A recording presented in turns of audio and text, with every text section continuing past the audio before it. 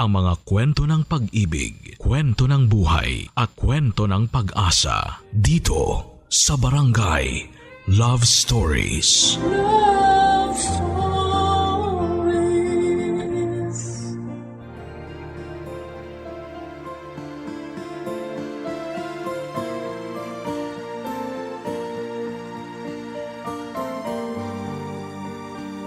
Real Talk. Yan ang isang bagay na inaasahan natin sa ating mga kaibigan. Minsan kasi kapag tayo'y nabulag ng pag-ibig, hindi na tayo nakakapag-isip ng diretsyo.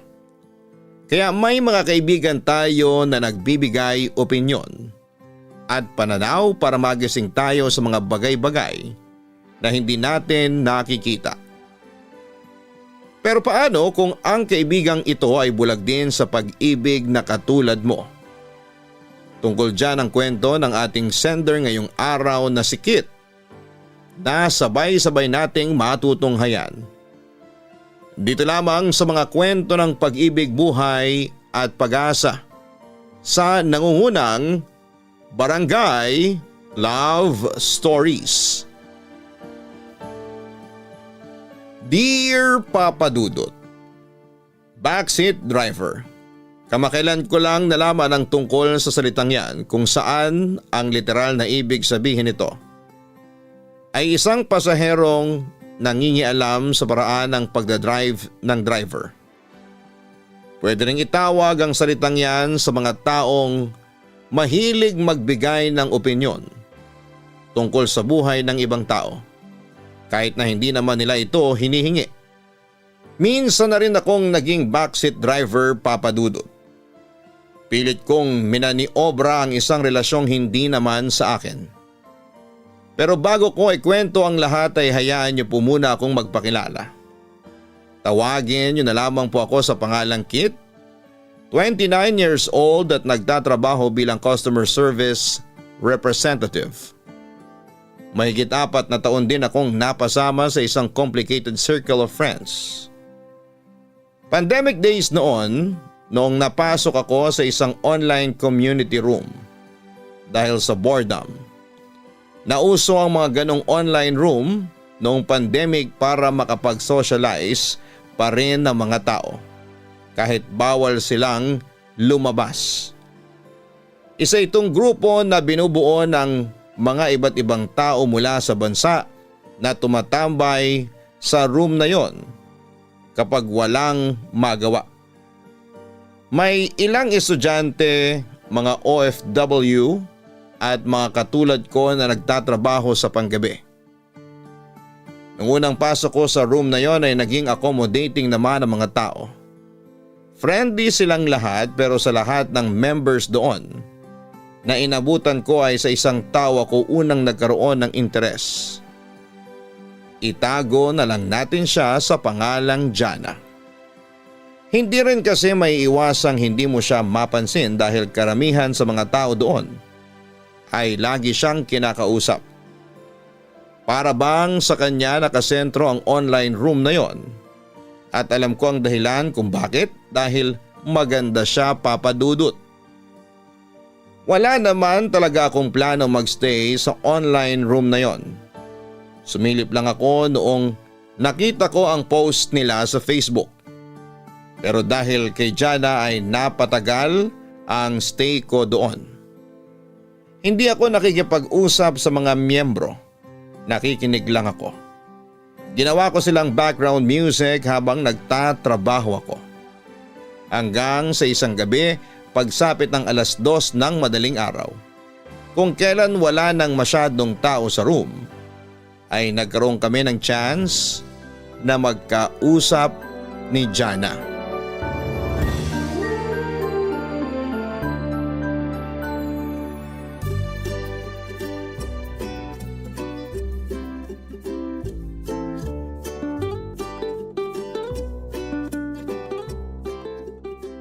May tao pa ba? Ay, walang sumagot. Tulog na ata lahat. Meron pa po. Gising pa ako. Sino yung nagsalita? Ikaw ba yun, Kit? Oo, ako nga. Hello? Parang ngayon lang kita nakita dito sa room. Bago ka lang ba? Opo, Kapapasok ko lang mga 3 days ago. Oh, welcome sa room. Ganito ba talaga rito? Naka-login pa rin sila kahit tulog na yung mga tao? Oo, yung iba dyan sa mga profiles na nakikita mo ngayon, akala mo gising pa, pero tulog na yung mga yan. Iniwan na lang nilang bukas yung laptop nila. Yung iba naman, baka busy lang sa work. Parang 24/7 na rin pala sila dito tumatambay. Oo, ganun na nga. Pero basta mga ganitong oras talaga, lalo na kapag 3 to 4 a.m., tahimik na tong room. Yung iba patapos na sa work, nagpre-prepare ng matulog. Yung iba naman, pagising pa lang. Minsan kapag weekend, online dito yung mga nakatira sa ibang bansa. Sila ang bumubuhay sa room ng ganitong oras. I see. Nakakatuwa naman. Maganda tong ganito para kahit hindi tayo makalabas, may natatambayan pa rin tayo. Totoo. Alam mo ba kung paano nagsimula tong online room na to? Hindi eh. Paano nga ba?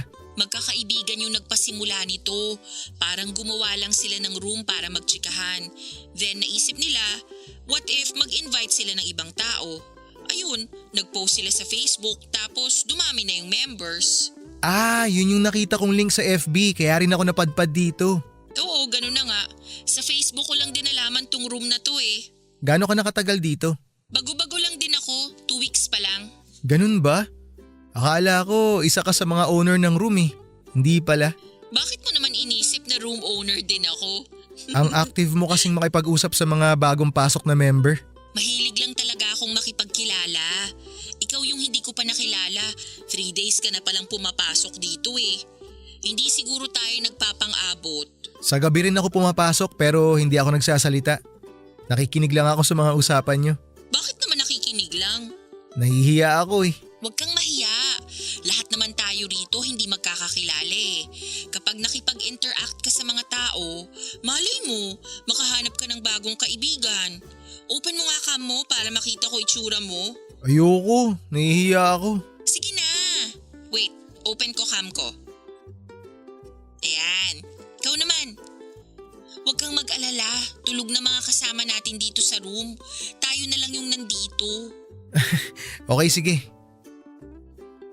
O ayan, naka-on na. Ayan. Ang cute mo naman pala eh. Ba't nahihiya ka? Mag-on cam ka palagi para mas malaki ang chance na kausapin ka ng mga tao rito. Sige, susubukan ko kapag naging komportable na ako. So bakit naman gising ka pa? Nagwo-work ako ngayon. Okay. Anong work mo? Customer service. Voice? Hindi, chat support.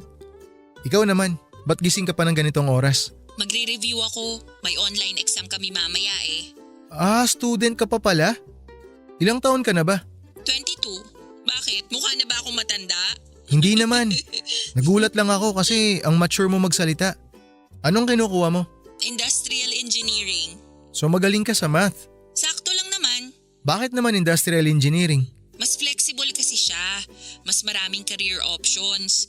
Kapag industrial engineer ka, pwede ka sa manufacturing, logistics, business, healthcare, etc. Kung sa bagay, Wait, hindi ko pa pala natatanong. Ilang taon ka na? 24. Okay. Welcome ulit dito sa room. Oh, maiwan muna kita ha. Magre-review lang ako sandali. Okay, sige. Back to work na rin ako. Mag-online ka kapag weekends. Mas maraming tao rito. Sige, susubukan ko. Okay, see you. Abangan kita sa weekend ah. Hindi ko mapapangako pero susubukan ko.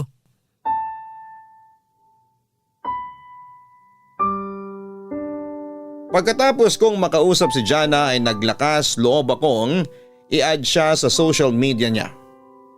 Nabitin kasi ako sa naging usapan naming dalawa. Gusto ko pa siyang mas makilala at dahil napansin na niya ang tulad ko ay mas malaki na ang chance na maging magkaibigan kami. Mahihain kasi akong tao sa personal, Papa Dudut. Kapag may kumakausap sa akin ay nabablangko ako at nauubusan ako ng isasagot. Minsan purong ngiti at tango lang ako. Pero iba si Jana. Kapag kausap ko siya ay marami akong nasasabi at naitatanong. Siguro'y ganun talaga kapag interesado ako sa isang tao. Hindi ko inaasahan at tatagal ako sa online room na yon. Sobrang na-enjoy ko ang pagtambay noon. Dahil wala naman akong ginagawa sa bahay, Gawa nga na naka-lockdown ang buong Pinas dahil sa COVID. Sa online ako nakakilala ng mga bagong kaibigan at kasama na doon si Jana. Siya ang bumuo ng buhay ko noong pandemic. Masarap kausap ang isang taong marunong makinig at ganon din si Jana, Papa Dudut. Sa kanya ako natutong maging open sa sarili ko. Siya ang katangi-tanging kaibigan ko kung saan ay nakapagsasabi ako ng mga sekreto at hinaing ko sa buhay. Wala siyang naging panghuhusga sa akin. At gets na gets niya ang mga problema ko sa buhay.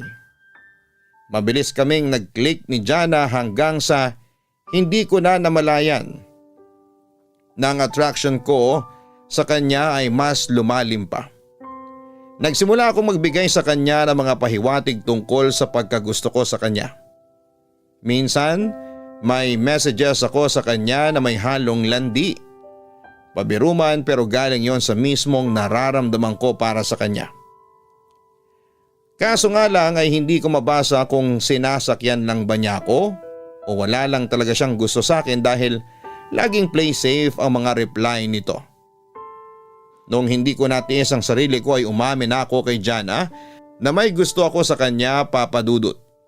Kaso nga lang ay ni-real talk lang niya ako at sinabing hindi pa siya ready na makipagrelasyon.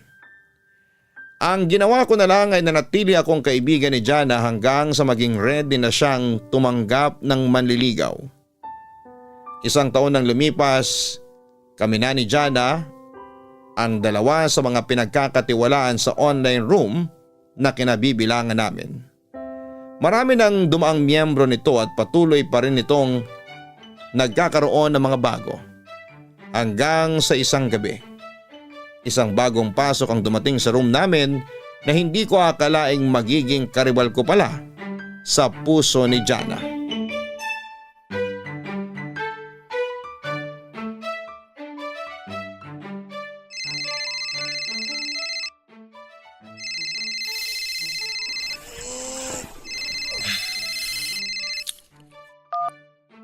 Hello?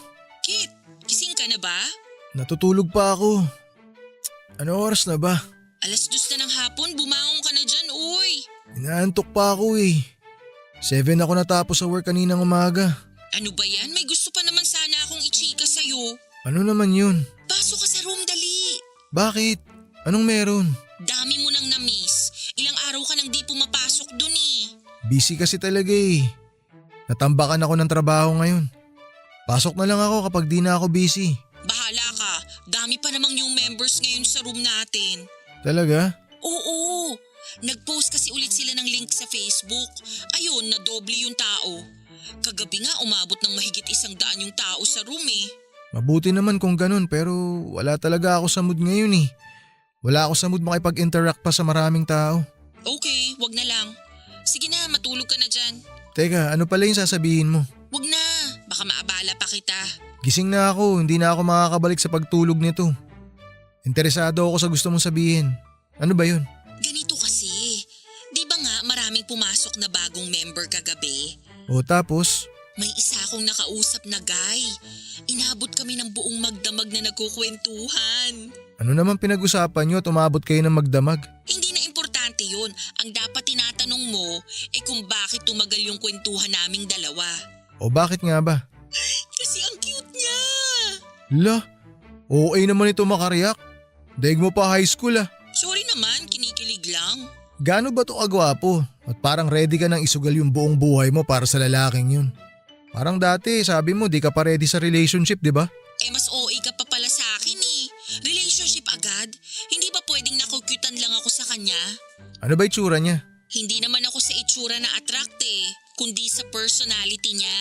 Okay, sige. Ano bang personality ng lalaking to at mukhang head over heels ka na agad sa kanya? Kahit isang beses pa lang naman kayo nagkakausap. Una, super confident niya sa sarili niya. Yung klase ng siyang confidence na hindi mayabang Tapos may sense of humor siya. Yun yung number one talaga sa akin yung napapatawa niya ako. Tapos emotionally mature rin siya. Yung mga topics namin super sincere. Hindi lang yung tipong small talk for the sake na may mapag-usapan lang Listener din siya, hindi lang talker. Basta, ang daming maganda sa personality niya. Plus points din na cute talaga siya. Baka naman naka-filter lang yun kaya mukhang pogi Mahirap magtiwala online. Di mo alam kung totoo yung nakikita mo. Pumasok ka na rin kasi sa online room para malaman mo. For sure magugustuhan mo rin siya. Uy, di ako pumapatol sa lalaki no. Sira ka talaga. Hindi ko naman sinabing gawin mo siyang boyfriend. Tsaka bakit pa puro love yung nasa utak mo?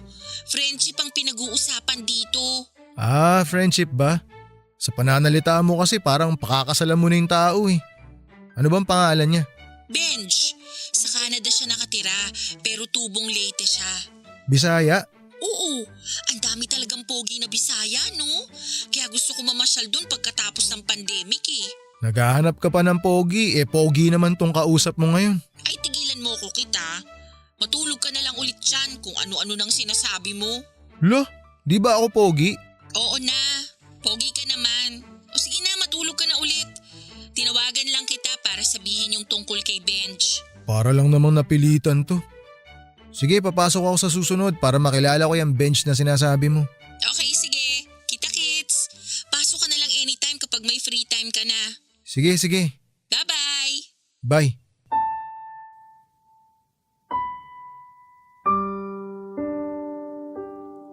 To be fair, totoo ang mga binanggit sa akin ni Jana tungkol kay Benj, Papa Dudut. Maganda talaga ang personality niya at maging ako ay mabilis din siyang nagustuhan. Hindi siya nagbibiro noong sinabi niyang gwapo ito. Lalaki ako pero marunong din naman akong mag-appreciate ng itsura ng kapwa ko lalaki. Para siyang Korean idol na may matikas na jawline, matangos na ilong, makinis na mukha at mapuputi at pantay na ngipin. Kapag ginawan mo ng mukha ang salitang gwapo, ay bagay na bagay ang mukha niya para sa salitang yon. Dagdag din sa karisma nito na marunong siyang manamit. Tuwing naka-on cam siya, hindi ko maiwasang tignan ang itsura ng kwarto nito. Nakaupo siya sa isang gaming chair sa sarili niyang kwarto na malaking closet sa likod at malambot na kama na puno ng unan. Kung ikukumpara mo ito sa background ko tuwing naka-on ako ay kitang-kita ang pagkakaiba naming dalawa. Hindi na ako nagtaka kung bakit hindi lang si Jana ang nahumaling sa kanya kundi pati ang ibang kababaihan sa online room namin. Sobrang close na nila noon ni Jana noong pumasok ulit ako sa room namin. Aaminin ko na medyo naiinggit ako dahil para bang nagkaroon na ako ng kahati sa atensyon ni Jana. Pero hindi ko magawang magalit kay Benj dahil hindi naman niya kasalanan na girl magnet siya. Pati nga akong lalaki gusto ring maging kaibigan siya. Sa dumaang mga buwan ay mas nakilala ko pa si Benj. Mabait siyang tao, magaan kausap at totoo nga na may emotional intelligence siya. May one time noon na nag-inuman kami sa room. Doon ay nakapag-open kami sa isa't isa tungkol sa bawat buhay namin. Nakarelate ako sa kanya at yun ang dahilan kung bakit binigyan ko siya ng chance. Para makabuo kami ng pagkakaibigan. Nakabuo kami ng sarili naming circle. Nila Jana at kami ang binansagang trio na hindi matitibag sa room namin. Pero ang grupo na yon ay unti-unti ring mabubuwag. Noong pumasok na ang pag-ibig sa pagitan naming tatlo. Barangay Love Stories. Barangay Love Stories.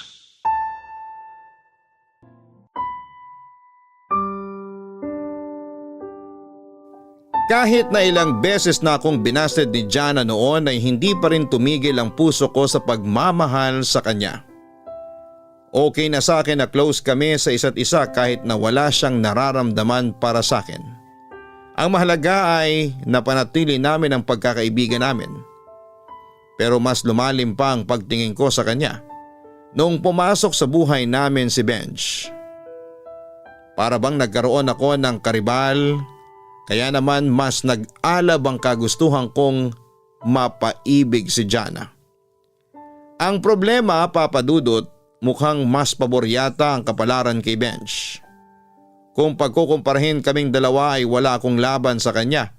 Sa mukha pa lang ay milya-milya na ang lamang niya sa akin. Idagdag mo pa na mabilis niyang makuha ang kiliti ng mga tao kumpara sa akin na tahimik lang at kulang sa kumpiyansa.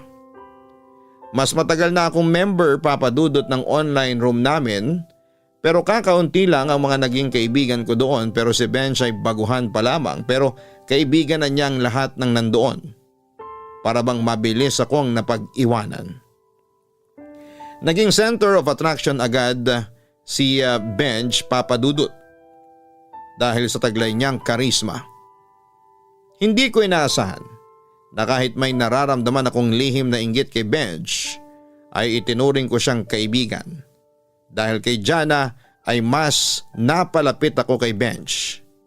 Hindi nila ako hinahayaan noon na walang kausap sa online room. Lagi nila akong isinasama sa mga topic para hindi ako ma-out of place. Bilang introvert, malaking tulong yon sa akin para mapanatili ang pagiging aktibo ko sa room.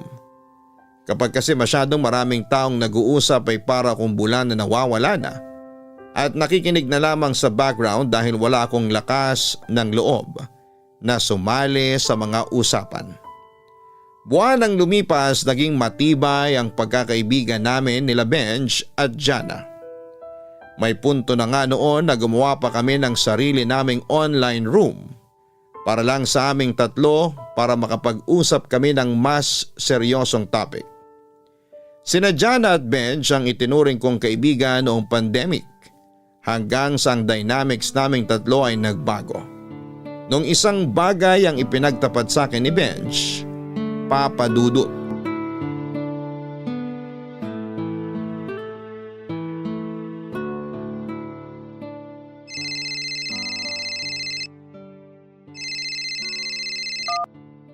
Hello Benj, napatawag ka. Busy ka ba? Hindi naman, katatapos ko lang magtrabaho. Inaantay ko lang yung order ko para makapag-breakfast na rin ako bago matulog. Ganun ba? May gusto sana akong i-open sa'yo eh. Ano ba yun? Sige lang, wala pa naman yung order ko eh. Tsaka di pa naman ako inaantok kaya may oras pa ako makipagkwentuhan. Tungkol kay Jana. Oh, anong meron kay Jana? Di ba mas matagal na kayo magkakilala? Oo, mahigit 1 taon na rin. Nagkakilala kami sa room lang din. Ano masasabi mo tungkol sa kanya? Anong ibig mo sabihin? Anong tingin mo sa kanya bilang babae? Ha? Bakit mo naman natanong yan? May nangyari ba? Wala naman nangyari. Pero ewan, para bang iba na yung nararamdaman ko para sa kanya eh. Nagkakagusto ka na sa kanya? Ang totoo niyan, hindi ko pa talaga sure kung ano tong nararamdaman ko. Pero parang ganun na nga. Parang may feelings na ako para sa kanya. Gusto ko na nga sana siyang ligawan kaso nag-aalangan ako eh. Bakit naman? Saan ka nag-aalangan? Hindi ko kasi alam kung gusto niya rin ako. Ang hirap kasi niyang basahin eh. Masyado siyang palabiro sa lahat ng bagay. Hindi ko tuloy alam kung yung bang pinapakita niya sa akin eh seryoso na ba o nagbibiro lang siya. Puro mixed signals yung nakukuha ko sa kanya eh. Ganun talaga si Jana. Lumalabas yung pagiging kengkoy niya kapag komportable na siya sa taong kasama niya. Kung nagsimula na siyang mag-open sa'yo ng personal issues niya sa buhay, ibig sabihin nun pinagkakatiwalaan ka na niya. Ganon din naman siya sa'yo eh. Kaya nga nalilito ko kung may something ba sa mga pinapakita niya sa akin. Kasi kung paano siya sa'yo, ganon din siya sa akin eh. Gets kita. Talaga? Oo, kasi may time din noon na na-fall ako kay Jana eh. Di nga. Ngayon ko lang nalaman to ah.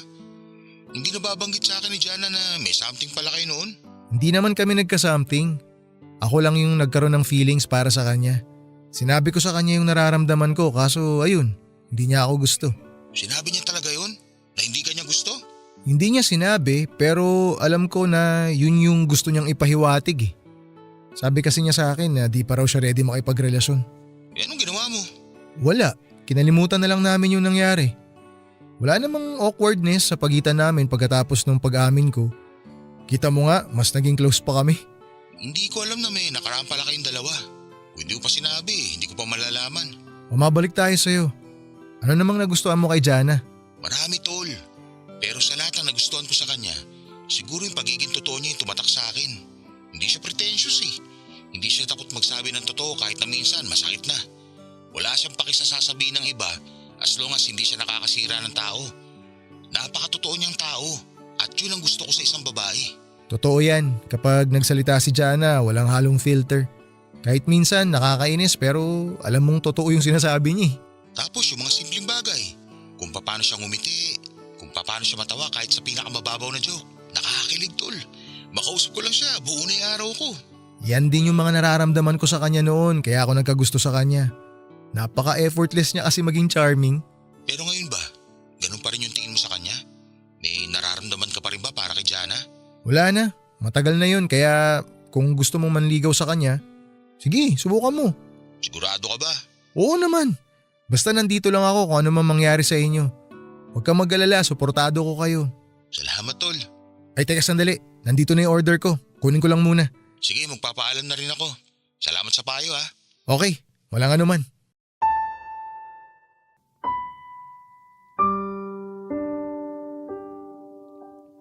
Sinungaling ako kung sasabihin kong hindi ako nakaramdam ng kirot sa puso noong nalaman kong nagkakagusto na nga si Benj kay Jana. Noong nakita ko kung gaano sila ka-close sa isa't isa ay nagselos na ako noon. Mas lumala pa ito noong nakumpirma kong plano na ngang ligawan ni Benj si Jana. Dahil nasa Canada si Benj ay sa akin siya nagpatulong para ligawan si Jana.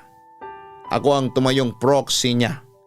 Kapag may gustong ipabili si Benj katulad ng bulaklak o pagkain, ako ang pinapadalhan niya ng pera para mag-order ng pagkain o mga regalo na ipapadala kay Jana. Alam kong martir ako sa part na yon dahil hinahayaan kong masaktan ako habang tinutulungan kong magkatuluyan ng dalawa sa itinuturing ko ng best friend. Pero kasalanan ko rin naman yon dahil nagsinungaling ako kay Benj. Nawala na akong nararamdaman kay Jana kahit na ang katotohanan ay matagal ko na siyang lihim na minamahal. Lagi ako noong nagtatanong kay Jana kung sinagot na ba nito si Benj pero hindi ko siya mapaamin-amin. May punto nga noon na medyo umiiwas na ako sa dalawa dahil para bang magjowa na sila sa inaasta nila. Lagi na nga silang inaasar sa online room namin. Para silang love team sa classroom na suportado ng bawat tao. Kapag nangyayari yon ay tahimik na lamang akong nakikinig habang nasasaktan. Actually, hindi ko alam kung bakit ako nasasaktan, Papa Dudut. Dahil ba may ibang lalaki nang namamakod kay Jana? O dahil sa isipin na kapag naging sila ni Benj ay mawawala na ng oras sa akin si Jana. Kapag kasi nangyari yon ay ako na mismo ang lalayo dahil ayokong ma-misinterpret ni Benj ang mga galaw ko.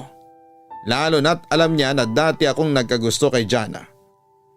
Kahit papaano ay ayoko rin naman pong masira ang pagkakaibigan namin ni Benj, Papa Dudut. Ang sagot na matagal ko nang hinihintay mula kay Jana ay nalaman ko nang minsang tawagan niya ako para humingi ng advice, Papa Dudut.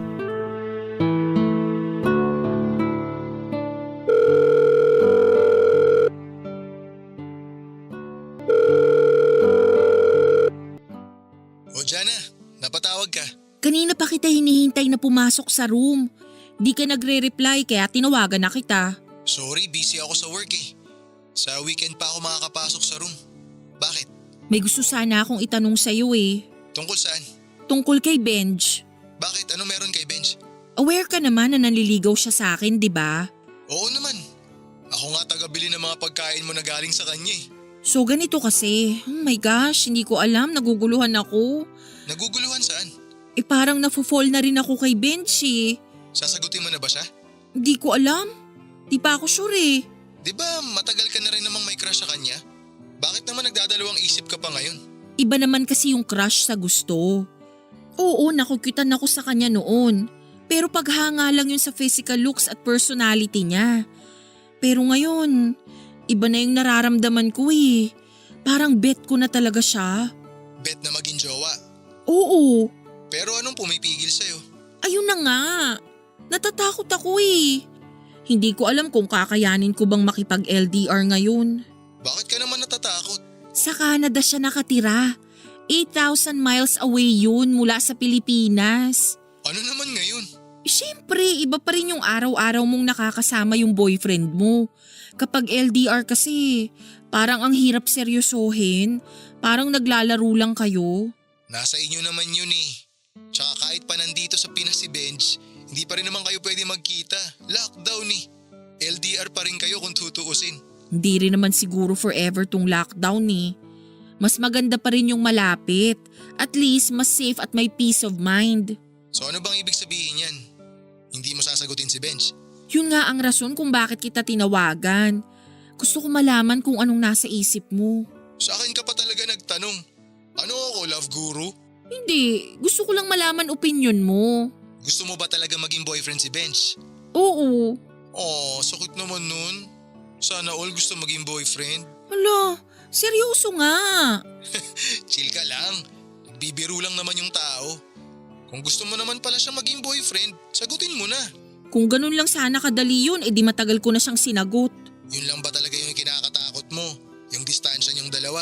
Factor na yun pero naisip ko na rin na what if ngayon lang tong nararamdaman ko? Anong ibig mo sabihin na ngayon lang to? Ano yan, seasonal? Hindi. I mean, pandemic ngayon. Hindi tayo makalabas. Konti lang yung taong nakakausap at nakikita natin. Paano kung tong nararamdaman ko dahil lang wala akong choice? Paano kung na-fall ako sa kanya? Kasi wala na tayong ibang magawa dahil nga naka-lockdown tayo. What if magbago yung feelings ko once na-lift na yung lockdown at makamit na ako ng ibang tao? Ah, okay, gets. Siguro, enjoyin mo na lang muna kung ano yung nararamdaman mo ngayon. Hindi naman natin alam kung hanggang kailan tong pandemic na to eh. Hindi pa natin sure kung kailan to matatapos kaya wag mo na muna pinoproblema yan. Masyado mo kasing pinangungunahan yung future eh. Ayoko lang din namang makasakit ng tao. Ayokong gumawa ng mga biglaang desisyon dahil lang ganito yung nararamdaman ko ngayon. Gusto ko, kapag pumasok ako sa relasyon, yung sure na. Hindi yung may pagdududa o kinakabahan pa rin ako sa future. So, hindi mo sasagutin si Benj? Gusto nga. Gusto ko siyang sagutin. Sumasakit ulo ko sa'yo. Ano ba talaga? Sasagutin mo ba o hindi? Kaya nga tinatanong ko opinion mo eh. Eh bakit sa akin ka nakaasa? Hindi naman ako yung jojowain mo. Kaibigan ba talaga kita? Wala man lang support ah. Gusto mo ba talaga malaman yung opinion ko? Oo. O eto, huwag kang magpadalos-dalos. Kung hindi ka pa talaga sure, kilalanin mo pa siya. Kung wala nang pagdududa dyan sa puso mo, edi tsaka mo siya sagutin. Ganun lang kasimple yun. Bakit kay Benj, hirap na hirap ka mag-decide. Pero nung ako nanligaw sa'yo, busted agad. Ayan na naman tayo. Past is past. Move on ka na, Kit. Nabanggit ko lang, nakapag-move on na po ako. Huwag kang mag-alala.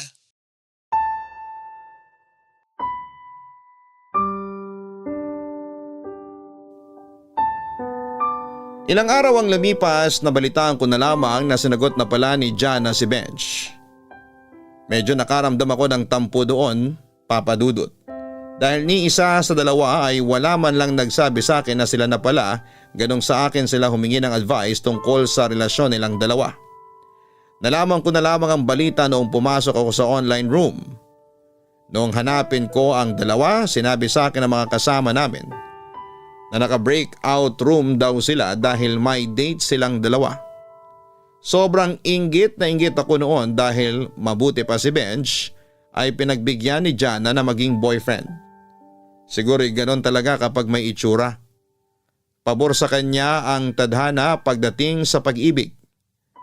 Masakit na nga para sa akin na napunta sa ibang lalaki ang mahal ko. Sa kaibigan ko pa. Yon ang nagpalala sa nararamdaman ko. Dahil sa nabalitaan ko ay nawalan ako ng focus sa trabaho. Para bang bigla na lamang nawala ng gana ang katawan ko. Biglang nawala ng kulay ang buhay ko. Ang mga bagay na gusto kong gawin noon ay hindi ko na ma-enjoy. Lagi na lang tumatakbo sa isipan ko si Jana at Benj at kung gaano na sila kasaya. Samantalang ako ay naiwan na miserable. Wala nang kaibigan, wala pang pag-ibig. Tumigil ako pansamantala sa pagpasok sa online room namin para maibalik ko ang peace of mind ko. Hindi rin naman din ako hinanap nila Benj at Jana noong time na yon dahil busy na sila sa love life nila. Unti-unti ay nakalimutan ko rin ang tungkol sa kanila, Papa Dudut. Mas tumahimik ang buhay ko noong umalis ako sa online room namin. Umokin din ang lahat at unti-unti ko ring natanggap na talunan ako sa pag-ibig. Bumalik man sa pagiging boring ang mundo ko. At least, wala nang ibang bumabagabag sa isipan ko. Hanggang sa dumating ang taon, kung kailan na-lift ang lockdown at ang mga tao ay pwede na ulit lumabas. Doon ulit nagbago ang lahat. Papa Dudut.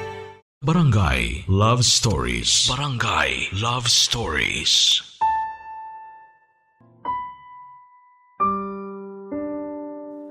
Buwan ang lumipas simula noong na-lift ang quarantine ay naisip ng mga owner ng online room na kinakabilangan ko ang magkaroon ng meetup. Yan ang kauna-unahang pagkakataon na magkikita ang lahat ng miyembro noon. Kahit na hindi na ako active sa room na yon, noong mga panahong yon ay nakatanggap pa rin ako ng invite. Nag-message din sa akin si Jana na gusto niyang pumunta sa meetup pero kailangan ay nandun ako. Dahil sa lahat ng miyembro, ako ang pinaka-close niya. Ayaw daw kasi niyang ma-out of place dahil may tendency na nagiging awkward at mahiyain siya sa personal. Iba raw kasi ang ugali niya online kesa kapag kaharap nito ang mga tao. Pumayag ako na sumama sa meetup. Interesado rin kasi akong makita ng personal si Jana. Isa yon sa mga inaabangan ko noon kapag natapos na ang pandemic.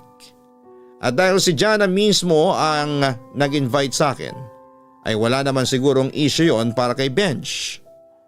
Pagdating ng araw ng meet-up, nagulat ako sa nakita ko, Papa Dudut. Napakaganda pala talaga ni Jana sa personal. Makinis siya at mainhin gumalaw. Ibang-iba sa ugali niya sa online room namin, napalasalita, makulit at bibo. Sa buong event ay hindi umalis sa tabi ko si Jana. Marami kaming napagkwentuhan na dalawa dahil matagal na rin kaming walang update sa isa't isa. Simula noong naging sila ni Benj. Ayoko rin namang kumustahin ang relasyon nila noon dahil ayaw ko nang masaktan pa. Pero dahil magkasama na kami ni Jana, wala akong ibang choice kundi ang pag-usapan namin ang relasyon nila ni Benj. Going strong pa rin naman daw ang relasyon nila ng mga panahong yon. Habang nagkwekwentuhan kami ni Jana, punong-puno ng galak ang puso ko. Napakasaya ko ng mga oras na yon. Doon ko napagtanto na kahit anong panggagaslight pa ang gawin ko sa sarili ko.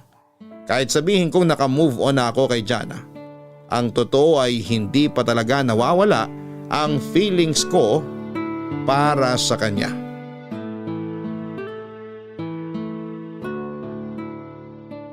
Oo nga.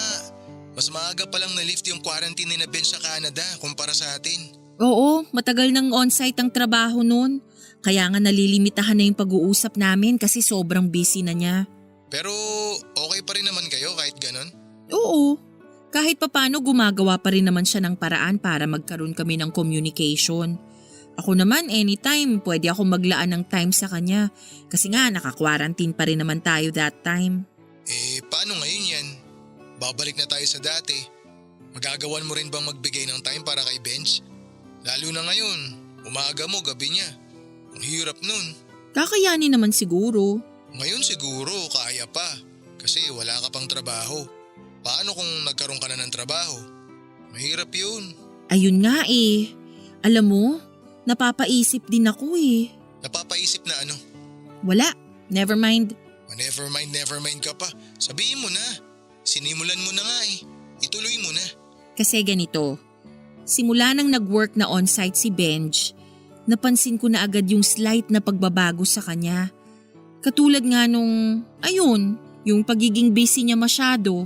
Eh di ba sabi mo, gumagawa pa rin naman siya ng paraan para magka-time siya para sa'yo? Oo, pero paano kapag napagod na siya? I mean, pagod siya galing trabaho, imbis na magpahinga, tatawagan pa niya ako. Minsan nga nakakatulugan niya na ako habang magkausap kami eh. Parang naaawa na rin kasi ako instead na magpahinga, inaabala ko pa siya.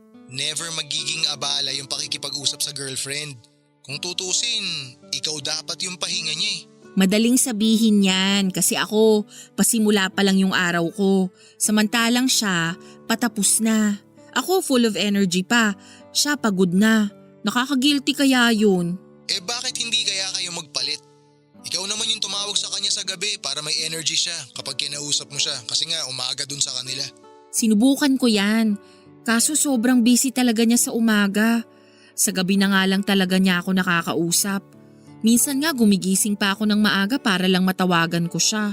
Wala eh, pinili mo kasi yung long distance. Panindigan mo. Ito na nga ba yung sinasabi ko eh. Baka pagsisihan ko rin to sa huli. Nagsisisi ka na ba? Hindi naman, pero napapaisip lang ako. Ganito na lang ba kami forever? Ano bang gusto mo mangyari? Gusto mo na ba makipaghiwalay? Huy, grabe naman yung makipaghiwalay. Hiwalay agad. Kung ako tatanungin mo base sa mga sinabi mo ngayon, parang dun na rin papunta yung relasyon nyo eh. Sa tingin mo? Kapag nagsimula ng mag-overthink ang isa sa inyo, ang ibig sabihin may problema na. Nag-overthink ka na, di ba? Hindi naman overthink yun. Napapaisip lang ako. Tinagalog mo lang eh. Pareho din yun. So sa tingin mo, papunta na sa hiwalayan tong relasyon namin ni Benj? Hindi naman. Bali nagsasabi lang ako ng possibilities. Nasa inyo pa rin naman yan. Kung pwede pa naman mapag-usapan, di pag-usapan nyo.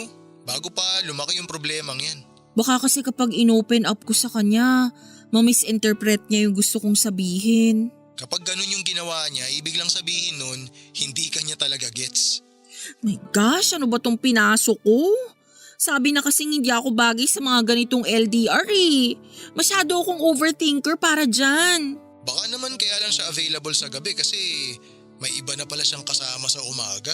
Hoy! Gagatungan mo pa yung mga iniisip ko eh. Dami ko nang ang problema Biro lang. Si Benj naman yun eh. Wala ka pa bang tiwala sa kanya? Meron naman, pero… basta. Hirap magka-boyfriend ng gwapo, no? Nakaka-overthink talaga. Sige, ganyan ka. Joke lang. Ito naman di na mabiro.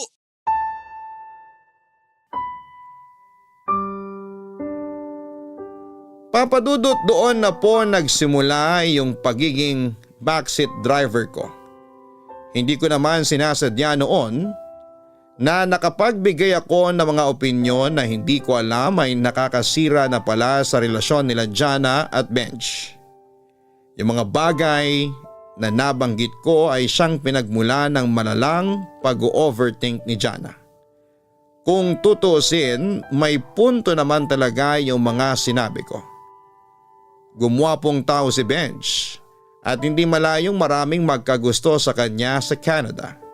Hindi ko yon plinano pero naisipan kong magtanim ng ideya sa isipan ni Jana para mas lalo niyang pagdudahan kung tama nga ba ang pagkakaroon nila ng long distance relationship ni Benj. Pagkatapos ng meetup namin ay nasundan pa ang pagkikita naming dalawa ni Jana. Tuwing nagkakaroon sila ng problema ni Benj ay lagi niya akong kinikita para humingi ng payo tungkol sa relasyon nila. At tuwing nagbibigay ako ng payo ay mas lalo lang lumalala ang lamat sa relasyon nilang dalawa, Papa Dudut. Alam kong hindi maganda ang ginagawa ko noon pero sadyang binalot na lang din ako ng pansarili kong interest. Naisip ko na kapag nagkahiwalay sina Jana at Benj ay baka sakaling magkaroon na ako ng chance. Kumpara noon, nasa online kami nagkikita at nakakapag-usap ni Jana. Naisip ko na mas may edge na ako noong time na yon kay Benj dahil nagkikita na kami ni Jana ng personal. Ang naging issue sa relasyon nila Jana at Benj ay ang distansya sa pagitan nila. Nagsimulang mapraning si Jana at mag-overthink Samantalang si Benj naman ay napagod na lang din sa pagiging overthinker ng kanyang girlfriend.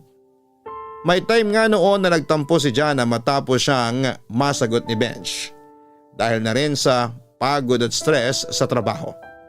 Nagtampo si Jana at ilang araw niyang hindi sinagot ang mga tawag ni Benj. Dahil sa pag-aalala, ako ang nilapitan ni Benj para kumustahin si Jana, Papa Dudut.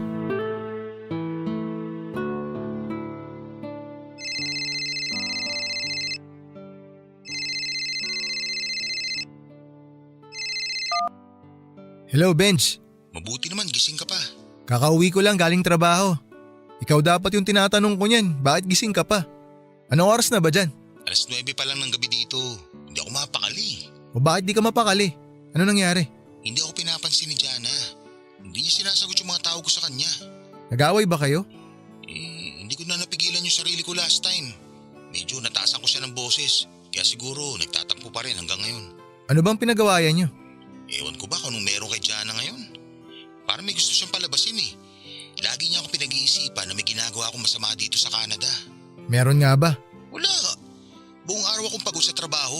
Ano pa bang ibang gagawin ko dito? Siya na nga lang yung inaabangan ko sa buong araw ko tapos lagi pa niya ako pinag-iisipan ng masama.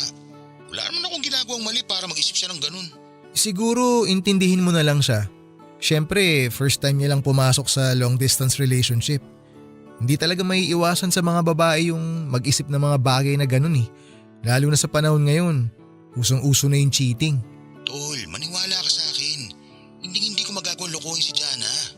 Kaya ko umiwas sa lahat ng tukso, maniwala ka sa hindi. Loyal akong tao. Nakakalungkot lang kasi parang lumalabas na wala siyang tiwala sa akin. Bale, nagkikita kami ni Jana. Sa akin siya naglalabas ng mga sama ng loob niya. Ano mga sinabi niya sa'yo? Pakiramdam niya natitake for granted mo siya. Para bang wala ka raw oras para sa kanya? Paano wala? Pagka-uwi ko nga ng bahay, siya yung unang tinatawagan ko eh. Ano bang gusto niya? Kada oras kami nag-uusap sa phone. Back to normal na tayo. Hindi na katulad to nung pandemic na nasa bahay lang yung trabaho at hawak natin palaging oras natin. Iba na ngayon, Kit. Naiintindihan naman kita. Si Jana naman busy na rin ngayon. Kapapasok niya lang sa first job niya after graduate eh. Pero kahit pagod siya o kahit busy siya, nagagawa pa rin niyang mag-update sa'yo. Yun daw yung bagay na hindi mo magawa para sa kanya. Yun yung sabi niya sa akin ha. Para saan naman yung oras-oras na update kung ang suma naman eh, ina-update ko naman siya sa lahat. Napaka-redundant nun, Tol. Ano to, high school? Matatanda na kami, no? Siguro factor din yun, yung age difference nyo. 24 lang siya tapos ikaw 28 na. Mas mature ka mag-isip kesa sa kanya kaya siguro magkaiba kayo ng inaasahan sa relasyon nyo. Yun nga ang dapat nagustuhan ko sa kanya eh. Mature siya mag-isip. Akala ko maiintindihan niya ako pero parang nagkamali pala ako. Totoo yung sinabi mo. Baka masyado siyang bata para sa akin. Anong gagawin mo ngayon yan? Sa totoo lang, hindi ko na alam gagawin ko. Kahit ganun yung ginagawa niya, mahal ko pa rin naman siya eh. Kaya nga sobrang frustrated ako ngayon kasi gusto kong ibigay yung gusto niya. Gusto kong mag-adjust para sa kanya pero paano ko gagawin yun kung hindi naman niya ako kinakausap? Bigyan mo na lang muna siya ng space para pakalmahin yung utak niya. Huwag kang mag-alala, ako nang bahala sa kanya. Pakiusap, Tol. Ikaw na lang muna tumingin sa kanya. Ang dami ko talagang problema sa trabaho ngayon. Ang hirap mag-adjust sa bagong work environment namin. Nangangapa pa ako kaya hirap din akong balansin sa ngayon yung trabaho saka yung relasyon namin ni Jana. Tulad nga ng sabi ko, ako nang bahala sa kanya. Mag-focus ka na lang muna dyan. I-update kita kapag kumalma na siya. Pakisabi na lang sa kanya na inaantay ko siya. Aantayin ko siya kamo. Sus, walang problema. Maliit na bagay. Ganun lang yun si Jana pero feeling ko naman hindi ka rin susukuan nun eh. Pero sa ngayon, mas maganda na bigyan nyo na muna ng space ang isa't isa. Tama ka.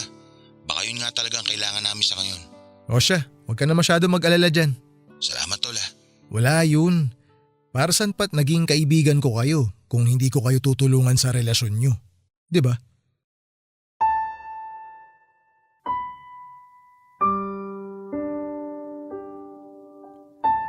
Totoo ang ilan sa mga sinabi ko kay Benj, Papa Dudut. Nabanggit nga sa akin ni Jana ang pagiging busy niya sa trabaho at minsan ay napapabayaan na niya si Jana. Dinagdagan ko na lang yung mga sinabi ko para mas lalong magulo ang pag-iisip nilang dalawa. Ramdam ko na noon na malapit nang mabasag ang relasyon nila. Kapag nangyari yon ay papabor na sa akin ang lahat. Kapag naghiwalay silang dalawa ay susubukan ko ulit na paibigin si Jana. Ikinuwento ko kay Jana ang napag-usapan namin. Sinabi ko sa kanya kung gaano kapagod si Benj sa trabaho niya sa Canada at hindi na niya kayang harapin pa ang pagiging maarte ni Jana. Yun naman talagang sinabi sa akin ni Benj, Papa Dudut. Binanggit ko rin kay Jana na parang lumalabas na wala siyang tiwala sa kanyang boyfriend. Kaya naisip nitong magpahinga na lamang muna sa relasyon nila. Hindi man yon ang mga totoong salita na binitawan ni Benj, ay pinalabas ko na lang na yon ang ibig niyang sabihin. Nagalit si Jana noong nalaman niya ang mga sinabi ni Benj. Mas lalo tuloy itong nagtampo at nagduda kay Benj, Papa Dudut. Ilang araw ang lumipas na balitaan ko na lamang mula kay Benj na nakipaghiwalay na raw si Jana sa kanya. Hindi na raw nagwo-work ang relasyon nila. Naisip ni Jana na baka hindi lang talaga siya nababagay sa LDR. Sinubukang ayusin ni Benj ang relasyon nila pero ayaw na talaga siyang kausapin ni Jana. Doon din ay ramdam ko na ang pagkapanalo ko. Malungkot ako na nasasaktan si Benj pero masaya ako para sa sarili ko dahil sa isang oportunidad na dumating sa buhay ko. Barangay Love Stories. Barangay Love Stories. Ako ang naging sandalan ni Jana matapos niyang hiwalayan si Benj. Nakita ko kung gaano ka-broken noon si Jana dahil sa nangyaring hiwalayan. Ginamit ko, Papa Dudut, ang pagiging down ni Jana para i-push ang sarili ko sa kanya. Katulad ng nakasanayan, ako ang naging takbuhan niya kapag kailangan niya ng mga payo at bilang malaki na ang tiwala niya sa akin ay binigyan ko siya ng mga payo na mas papabor sa akin kesa kay Benj. Tinulungan ko siyang mag-move on at para mabilis siyang makalimot. Pinilit ko siyang i-block na lamang muna si Benj para hindi na siya guluhin pa nito. Nagulat ako noong sinunod ako ni Jana, Papa Dudut. Inalis niya sa contact list niya si Benj para hindi na niya ito makita pa. Dahil hindi na makontak ni Benj si Jana ay sa akin siya lumapit. Humingi siya ng tulong sa akin dahil gusto raw niyang ayusin ang relasyon nila ni Jana. Nangyari na ang gusto kong mangyari noon, Papa Dudut. Naghiwalay na sila. Kaya hindi ko hinayaang magkabalikan pa silang dalawa. Hindi ko harap-harapang sinabi kay Benj na wala na siyang chance kay Jana dahil ayokong masira ang pangalan ko sa kanya. Ang ginawa ko ay pinayuhan ko na lamang siya na dumistansya na lamang muna kay Jana dahil hindi pa siya ready na kausapin ito. Ramdam ko noon ng desperasyon mula kay Benj na makipagbalikan kay Jana. Pero ginawa ko ang lahat para hindi na sila makapag-usap pa. Pinalabas ko na may iba nang kinikita si Jana at malabo na silang magkabalikan pa, Papa Dudut. Sa mga sumunod na buwan, sa akin naglabas ng sama ng loob si Benj. Ibinahagi niya lahat sa akin ang nararamdaman niya. Kung paano siya nagtatampo kay Jana dahil napakabilis niyang bumitaw sa relasyon nila. Nangako daw sila sa isa't isa na anuman ang mangyari ay ipaglalaban nila ang pag-iibigan nila pero nag-give up agad si Jana. Isang galit ang binuo ko sa puso ni Benj para magkaroon siya ng hinanakit kay Jana. Simula noon ay tumigil na siya sa paghahabol sa ex niya. Sa pagkawala ni Benj ay mas nagkaroon kami ng time ni Jana na magkasama. Mas naging close pa kami dahil malaki ang naitulong ko sa healing process ni Jana. Hanggang sa dumating ang araw na naisipan kong mag-first move ulit kay Jana, Papa Dudut.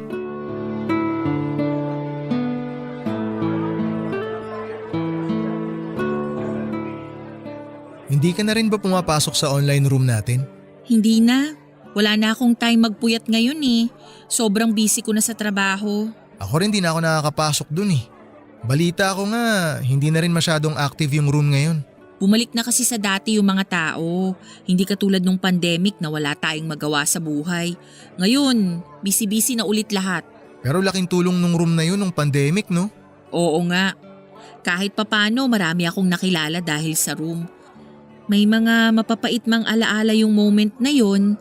At least marami pa rin akong naging kaibigan. Tulad natin, kahit hindi tayo active sa room, nanatili tayong magkaibigan pa rin. Pero Jana, hanggang magkaibigan na lang ba talaga tayong dalawa? Ha? Ano pa bang gusto mo? Mag-asawa? Kit, hindi ba tapos na tayo tungkol dyan? Ang sabi mo lang kasi sa akin noon, hindi ka pa ready. Tsaka matagal na panahon na yun. Hindi ka pa rin ba ready hanggang ngayon? Kaka-break ko lang kay Benj at Tapos na kayo ni Benj, di ba? Huwag na natin siyang pag-usapan. Ako yung nandito. Ako yung kasama mo. Mas malapit ako. Bakit hindi ako yung piliin mo? Kit, sorry pero hindi talaga pwede eh. Kaibigan lang talaga yung tingin ko sa'yo. Kaibigan? Yun lang ba talaga? Eh bakit sa dami ng kaibigan mo, ako yung lagi mong nilalapitan? Sa dami ng kakilala mo, ako lagi yung priority mo. Anong ibig sabihin nun? Dahil ikaw yung mas nakakaintindi sa akin. Ikaw yung laging nandyan. Safe akong kasama ka kasi malaki ang tiwala ko sa'yo. Pero hanggang dun lang talaga yun, Kit. Ang labo mo naman eh. Ibig mong sabihin, yung mga kwentuhan natin magdamag, yung mga date natin sa labas, walang meaning yun? Date? Ito bang paglabas natin ng ganito? Date ang tingin mo dito? Ano pa nga ba? Kit, hindi to date. Kumakain lang tayo sa labas, yun lang yun. Wala tong halong mali siya. Hindi ko alam na all these times, date ang tingin mo kapag lumalabas tayo. I'm sorry pero hindi talaga ganun ang tingin ko sa'yo. So ang sinasabi mo, ginagamit mo lang ako? Hindi kita ginagamit. Kasi ako yung laging available. Ako yung madaling kausap. Ako yung hindi marunong tumanggi kaya sinasamantala mo na lang. Hindi, Kit. Huwag mo akong baliktarin. Hindi kita sinamantala. Wala akong masamang intensyon. Kung naging mabait ako sa'yo, kung naging malapit tayo, yun ay dahil mahalaga ka sa akin bilang kaibigan. Kaibigan? Kaibigan mo lang naman yata ako kapag may kailangan ka eh. Eto naman akong si Bobo na umaasang may tsansa pa sa'yo, nagpapauto. Kit, Lahat pala ng ginawa ko para sa'yo, mapupunta lang sa wala. Grabe ka naman, Jana. yun lang ba ang dahilan kung bakit ka naging mabait sa akin? Kasi may iba kang motibo? Alam mo, hindi ko hiniling na damayan mo ako sa pinagdadaanan ko. Hindi ko hiniling na maging sandalan kita sa mga araw na malungkot ako. Ikaw mismo ang nagkusa. Ginawa mo yun dahil pinili mong gawin. Hindi dahil may utang ako sa'yo. Huwag mong irason yung pagiging supportive mo sa akin para makuha yung gusto mo. Pero umaasa ako, Jana. Umaasa akong darating din yung araw na mapapansin mo ko. Na matututunan mo rin akong mahalin. I'm sorry, pero hindi kita kayang mahalin sa paraang gusto mo. Ayokong paasahin ka. Ayokong masaktan ka pa lalo dahil umaasa ka lang sa wala. So ano na ngayon? Ganito na lang. Magpapanggap ulit tayong normal lang lahat kahit hindi. Alam kong masakit, Kit. Pero mas pipiliin ko ng maging totoo sa'yo kesa panatilihin ka sa isang relasyon na hindi patas. Hindi patas? San banda naging patas to, Jana? Ako lang naman yung nagmahal. At hindi mo kasalanan yun. Ay, sige. Naiintindihan ko na. Huling beses ko na tong tatanungin. Kung sakaling hindi bumalik si Benj, may pag-asa pa ba ako sa'yo o wala talaga?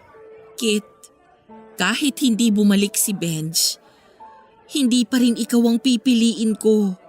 Salamat. At least ngayon malinaw na. Maiwan na kita. Kit, sandali!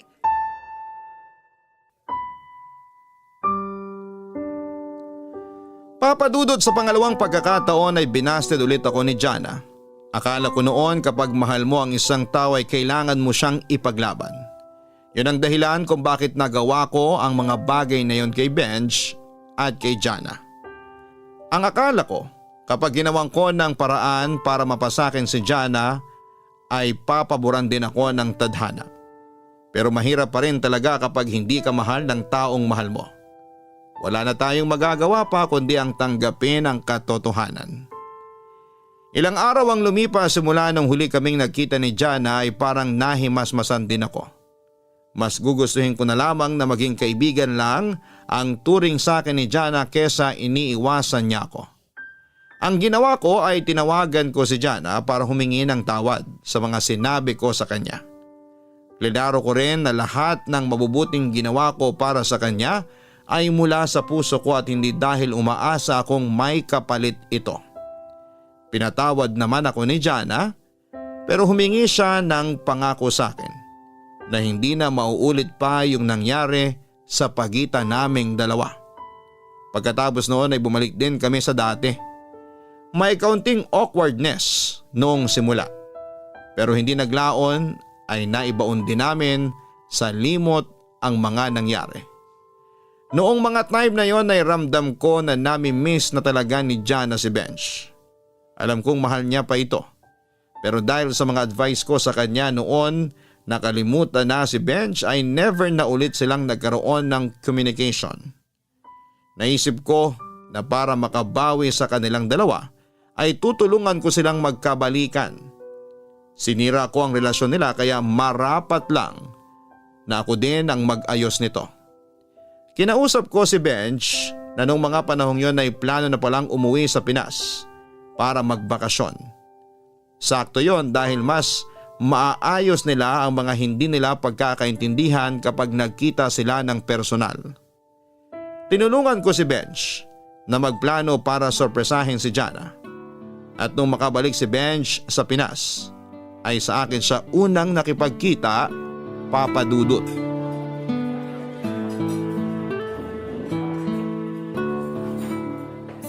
Kit! Benj! Mabuti naman nahanap mo rin ako. Akala ko naligaw ka na eh. First time ko lang sumakay sa motor taxi. Namali yata ako ng pin kaya sa ibang lugar ako binaba kanina. Sorry kanina ka pa ba? Medyo, pero ayos lang. Naiintindihan ko naman. Ano? Kumusta ka na? Mas matangkad ka pala sa akin? Sakto lang naman. Ano ba height mo? 5'4". 5'9" lang ako 5 inches lang naman pala pagitan. Pati sa height, talo ako sa iyo Maupo ka muna. Salamat. Oh, anong plan natin? Hindi alam ni Jana na nakauwi ka na. Susurpresahin natin siya dito. Kinakabahan ako tol. Ba't ka naman kinakabahan? Ang tagal na namin hindi nakakapag-usap. Paano kung ayaw niya na sa akin? Naku, maniwala ka sa akin. Sobrang miss na miss ka na ni Jana. Talaga ba? Oo. Pero bago dumating si Jana, may ipagtatapat sana ako sa iyo Ano yun? Sasabihin ko sana na huwag ka magalit pero okay lang kahit magalit ka. Deserve ko naman Ano ba yun? Niligawan mo ba si Jana nung naghiwalay kami? Ha? Paano man? Alam ko naman na may gusto ka sa kanya matagal na. Lalaki rin ako tol. Kaya basang-basa ko yung galawan mo. Kaya nga kita tinanong nun kung may gusto ko pa rin ba kay Jana bago ko siya ligawan nun. Sabi mo wala pero kita ko sa mga mata mo na meron pa. Kaso hindi niya ako gusto At least naging tapat siya sa'yo. Hindi ka niya pinaglaruan. Hindi ka niya ginamit para mag-move on. Kung sa iba yan, gagamitin nila yung pagkakataon na yun para magkaroon ng rebound. Para lang magkaroon ng validation yung sugatan nilang puso. Pero iba si Jana. Ayaw ka niyang saktan. Kaya nga sobra-sobra yung pagsisisi ko sa mga ginawa ko. Kung yun lang naman yung ginawa mo, hindi naman kita masisisi dun Maganda si Jana. Talagang maraming magkakagusto sa kanya. Huwag ka mag-alala. Hindi ako galit. At least, niligawan mo siya nung hiwalay na kami. Hindi ka gumalaw nung kami pa. Pero hindi lang yun yung kasalanan ko sa'yo. Meron pa? Ano pa? Basta kapag sinabi ko yung totoo, kapag gusto mo akong sapakin, sabihan mo ako para makapag-ready ako. Hindi ako nananapak ng tao, huwag ka mag-alala. Ganito kasi. Tanda mo pa ba nung time na sunod-sunod yung misunderstanding nyo ni Jana? Yung mga araw bago kami maghiwalay? Oo, yun nga. Ako yung dahilan kung bakit kayo nagkaroon ng misunderstanding eh. Paano? Ako yung pareho niyong takbuhan nun tuwing may problema kayo. Ayaw niyo mag-usap na dalawa, ako yung ginawa niyong tulay.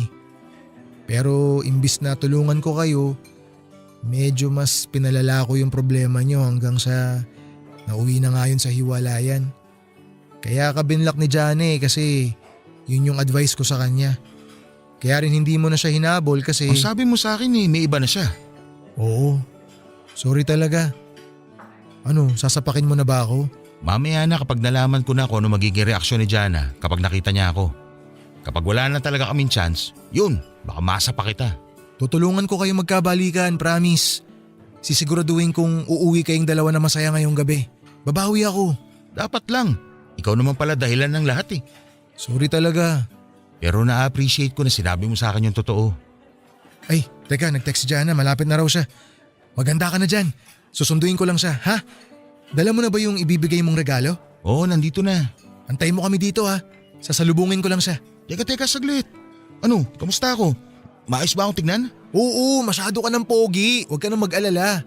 Huwag kang kabahan dyan, okay? Dapat magbigay ka ng magandang first impression sa kanya ha. Once na na-surprise mo na siya, magpapaalam na ako sa inyo para makapag-usap kayo na maayos. Alis ka agad? Oo, syempre. Ano, hanggang dito magiging third wheel pa rin ako?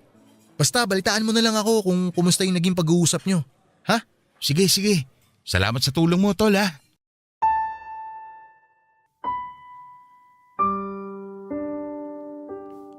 Successful ang naging date nila Benj at Jana, Papa Dudut. Nung narinig ko mula kay Benj ang balitang nagkabalikan na sila ay hindi na inggit ang naramdaman ng puso ko kundi saya. Masaya dahil naayos ko na ang gusot na sinimulan ko. Masaya dahil alam kong nasa tamang tao na ang mahal ko. Masaya dahil hindi man ako ang pinalad sa pag-ibig, nabiyayaan naman ako ng dalawang kaibigan na tapat at malaki ang pangunawa. Papadudot sa mga sumunod na taon ay naging maganda ang takbo ng relasyon nila Benj at Jana. Ako pa rin ang naging takbuhan nila kapag nagkakaroon sila ng kaunting problema. Pero hindi na ako katulad ng dati na nagbibigay ng maling opinyon para sa pansarili kong interes. Sa taong ito ay uuwi ulit sa Pilipinas si Benj para pakasalan na si Jana. Pagkatapos noon ay pinaplano na ni Benj na kunin si Jana sa Canada para doon nila ipagpatuloy ang relasyon nila na nagsimula lang sa isang online room. Hindi rin naman po ako totally talunan dahil this year lang ay may nakilala na rin akong tao na nagpapasaya sa puso ko. Ang nakakatawa ay galing din siya sa online room na dati naming kinabibilangan. Isa siya sa mga members na tahimik lang at nakikinig sa usapan ng mga miyembro. Matagal na raw siyang may gusto sa akin pero dahil mahiyain at akala niya ay may something kami noon ni Jana ay never siyang nagpakilala sa akin. This year lang ay inad niya ako sa Facebook para magpakilala. Doon na po nagsimula ang love story namin na siguro ay ikakwento ko ulit sa inyo kapag nagkaroon ulit ako ng time na magpadala ng sulat. Dito na lang po muna ang kwento ko, Papa Dudut. Hanggang sa muli ang inyong forever kapuso at kabarangay, Kit. Mga kabarangay, may mga tao talagang gagawin ang lahat. Makikinig, mag-aalalay, maghihintay. Pero sa huli, hindi pa rin sila yung pipiliin. Hindi dahil kulang sila kundi dahil minsan, kahit gaano pa tayo kabuo para sa iba ay hindi talaga nila tayo kayang mahalin pabalik. At okay lang yun. Ipagpatuloy lang natin ang maging supportive sa mga taong mahal natin dahil bahalang araw. Ang halaga natin ay makikita rin ang tamang taong para sa atin. Hanggang sa muli, ako po ang inyong si Papa Dudut sa mga kwento ng pag-ibig, buhay at pag-asa sa Barangay Love Stories number 1. Barangay Love Stories. Barangay Love Stories. Anong say mo sa Barangay Love Stories na ito? Pagkwentuhan natin sa comment section yan. Barangay LS 97.1 Mga kwento ng pag-ibig, kwento ng pag-asa at mga kwento ng buhay dito sa Barangay Love Stories. Love Stories.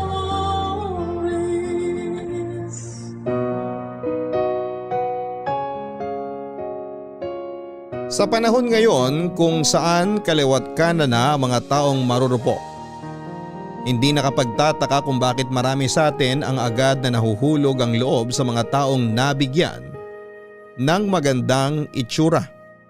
Lalo na sa henerasyon ngayon kung saan ay maraming nauhumaling sa mga opa o sa mga taong may East Asian features katulad ng Koreans.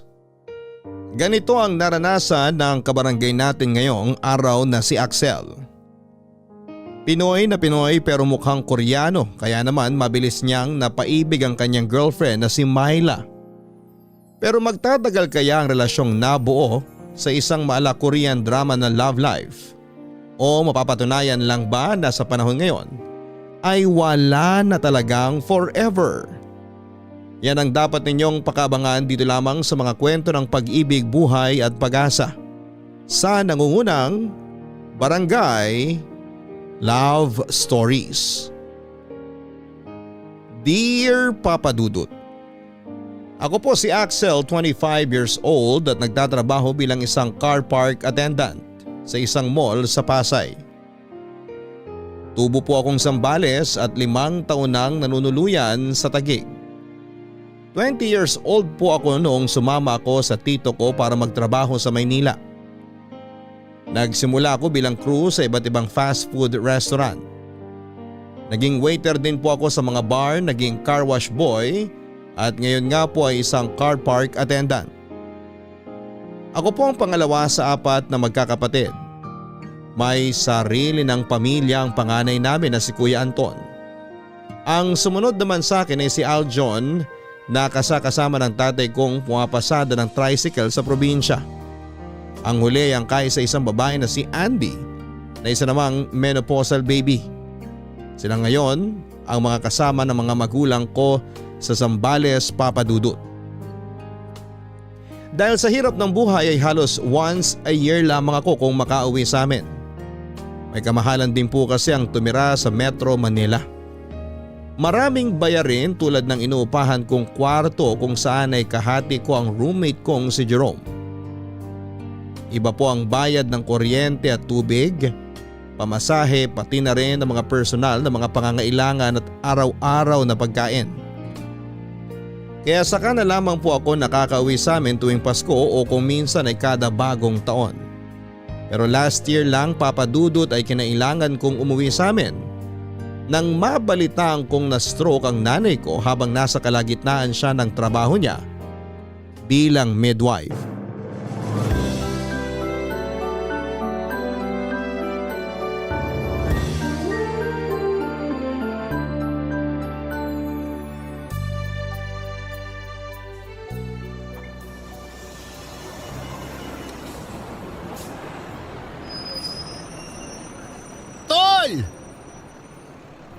Kuya, kanina ka pa naghihintay? Hindi na ako nakapag-reply sa tanong mo sa text kanina kung nasaan na ako. Na-empty bat na kasi ako eh. Ayos lang. Kararating ko lang din kanina. Ano nangyari sa kapatid ko na dating sunog ang balat? Ang puti mo na ngayon ah. Siyempre, nag-glow up na ako. Di na kasi ako masyado nabibilad sa araw eh. Sa loob na ako ng mall nagtatrabaho ngayon. Nakakaputi ba ang tubig niyo doon sa Maynila? Pag-uwi ka naman minsan baka sakaling pumuti rin ako. Maligo ka kasi araw-araw para di ka maasim tingnan. Tingnan mo to. Kararating lang nakikipagbardagulan ka agad. Ay kuya, maiba pala tayo. Kumusta na si nanay? Ayos na siya. Stable naman ang lagay niya. Ano ba kasing nangyari? High blood ba si nanay? Hindi ko nga rin alam eh. Nasa trabaho ako noon tawagan ako ni tatay. Diabetic kasi si nanay tsaka mataas rin ang blood pressure niya. Mabuti nga. Tapos ng mga anak yung pasyente niya bago siya na-stroke. Nagpapaanak siya nung na-stroke siya? Oo. Tsaka malapit lang din sila sa ospital noon kaya naitakbo kagad. Nag-home service na kasi si nanay. Sakto na sa kabilang kanto lang yung ospital kaya hindi malalay nangyari. Uy, ano raw ang sabi ng doktor? Wala naman bang masyadong naapektuhan sa kanya? Medyo hirap siyang igalaw yung left side niya pero maayos naman daw ng therapy. Buti na lang nakapangasawa ako ng nurse. Kaya may mas maalam na nagbabantay kay nanay ngayon. Mabuti naman kung ganun. Sabi ko naman sa'yo huwag ka nang umuwi kasi okay na si nanay. Masyado lang kasi nagpanik nung si tatay kaya kanya tinawagan. Hayaan mo na si tatay. Mabuti na rin yun para naman makasama ko sila. Tagal ko na rin hindi nakakauwi, lalo na nagka-pandemic pa. Sa bagay, miss ka na nila nanay at tatay. Ikaw kuya, kumusta naman buhay-buhay? Eto, nakatira pa rin kami kina nanay. Hindi na kami makabukod-bukod sa hirap ng buhay. Tsaka request na rin nila nanay na doon na lang kami tumira sa bahay para makasama nila mga apo nila. Construction ka pa rin? Oo, kaya nga mas lalo akong nangitim Di bali ng maitim, may muscles naman, di ba? Ikaw nga, ganda na ng katawan, gopings pa. Totoo siguro yung biro nila nanay no na ampun ka lang. Talagang gusto mo ng bardagulan Joke lang, wala akong laban sa'yo Ikaw dapat ang kumustahin ko. Kina tito ko pa rin ba tumutuloy hanggang ngayon? Hindi na, matagal na akong umalis kina tito. Nakakahiya na rin kasi, alam mo naman, ang laki ng pamilya nun. Saan ka nakatira ngayon? Sa Taguig. May katrabaho ako na naghahanap din doon ng matutuluyan kaya ayun, nangupahan kaming dalawa para may kahati ako sa upa. Parang roommate. Oo, parang ganun. Kailangan mo magtipid kapag nasa Maynila ka Pati rin naman dito sa probinsya. Love life, may asawa ka na? Asawa? Wala pa no? Tingin mo sa akin, magpapakasal ako ng hindi alam ni nanay at tatay? Malay ko kung may kaliving ka na doon sa tinutuluyan mo sa Taguig. Roommate nga lang yun, ano ba? Ang tanong, yung roommate ba na yan, babae o lalaki? Sira ulo, di syempre lalaki. Tara na nga, baka kung saan pa mapunta tong usapan na to Tara, nasa likod yung tricycle.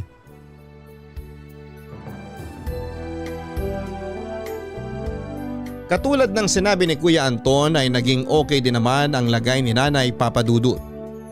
2 days lang po ako nagstay sa Zambales noon, yun lang kasi ang naipaalam ko sa trabaho ko. Nang masigurong nasa maayos ng kalagayan si Nanay ay agad din naman po akong bumalik sa Maynila para ipagpatuloy ang paghahanap buhay. Sa mga sumunod na araw ay bumalik din sa normal ang lahat. Papa Dudut, may dugong Japanese po ang nanay ko. Half Japanese kasi ang lolo ko kaya naman namin ang features ng East Asians. Singkit at pointed ang mga mata. May katangusan ang ilong at medyo maputi ang balat. Pero dahil lumaki kami malapit sa dagat ay mas naging moreno ang kulay naming magkakapatid. Saka na lamang naibalik ang dati kong kulay noong tumira ako sa Maynila at nalayo sa initan. Aminado ako na habang nakatira sa Maynila ay na-pressure ako sa beauty standards na meron ng mga Pinoy lalo na sa henerasyon ngayon. Lagi ako nakakakita ng mga magaganda at gwapong kabataan na hindi naman gaanong nalalayo sa aking edad. Dahil dito ay naisipan ko rin makipagsabayan. Inalagaan ko ang katawan ko at tinuruan ko ang sarili ko na magdamit ng maayos. Sinubukan ko rin pong maglagay ng beauty products sa muka na siyang lalong nagpa-enhance sa features ko. Ang nakatambak na dumbbells ng roommate ko sa boarding house ay ginamit ko rin para lalong maging buff ang katawan ko. Naging worth it naman ang lahat ng ito, Papa Dudut, dahil matapos ang ilang buwan ay may ilang mga kababaihan nang nagsisimulang magparamdam sa akin. Karamihan sa kanila ay nagsasabi na may kahawig daw akong artista mula sa South Korea na hindi ko maalala ang pangalan. Ito na nga ang laging pangasar sa akin noon ng roommate kong si Jerome, lalo na tuwing sinasabi kong nagmumukha na akong Koreano.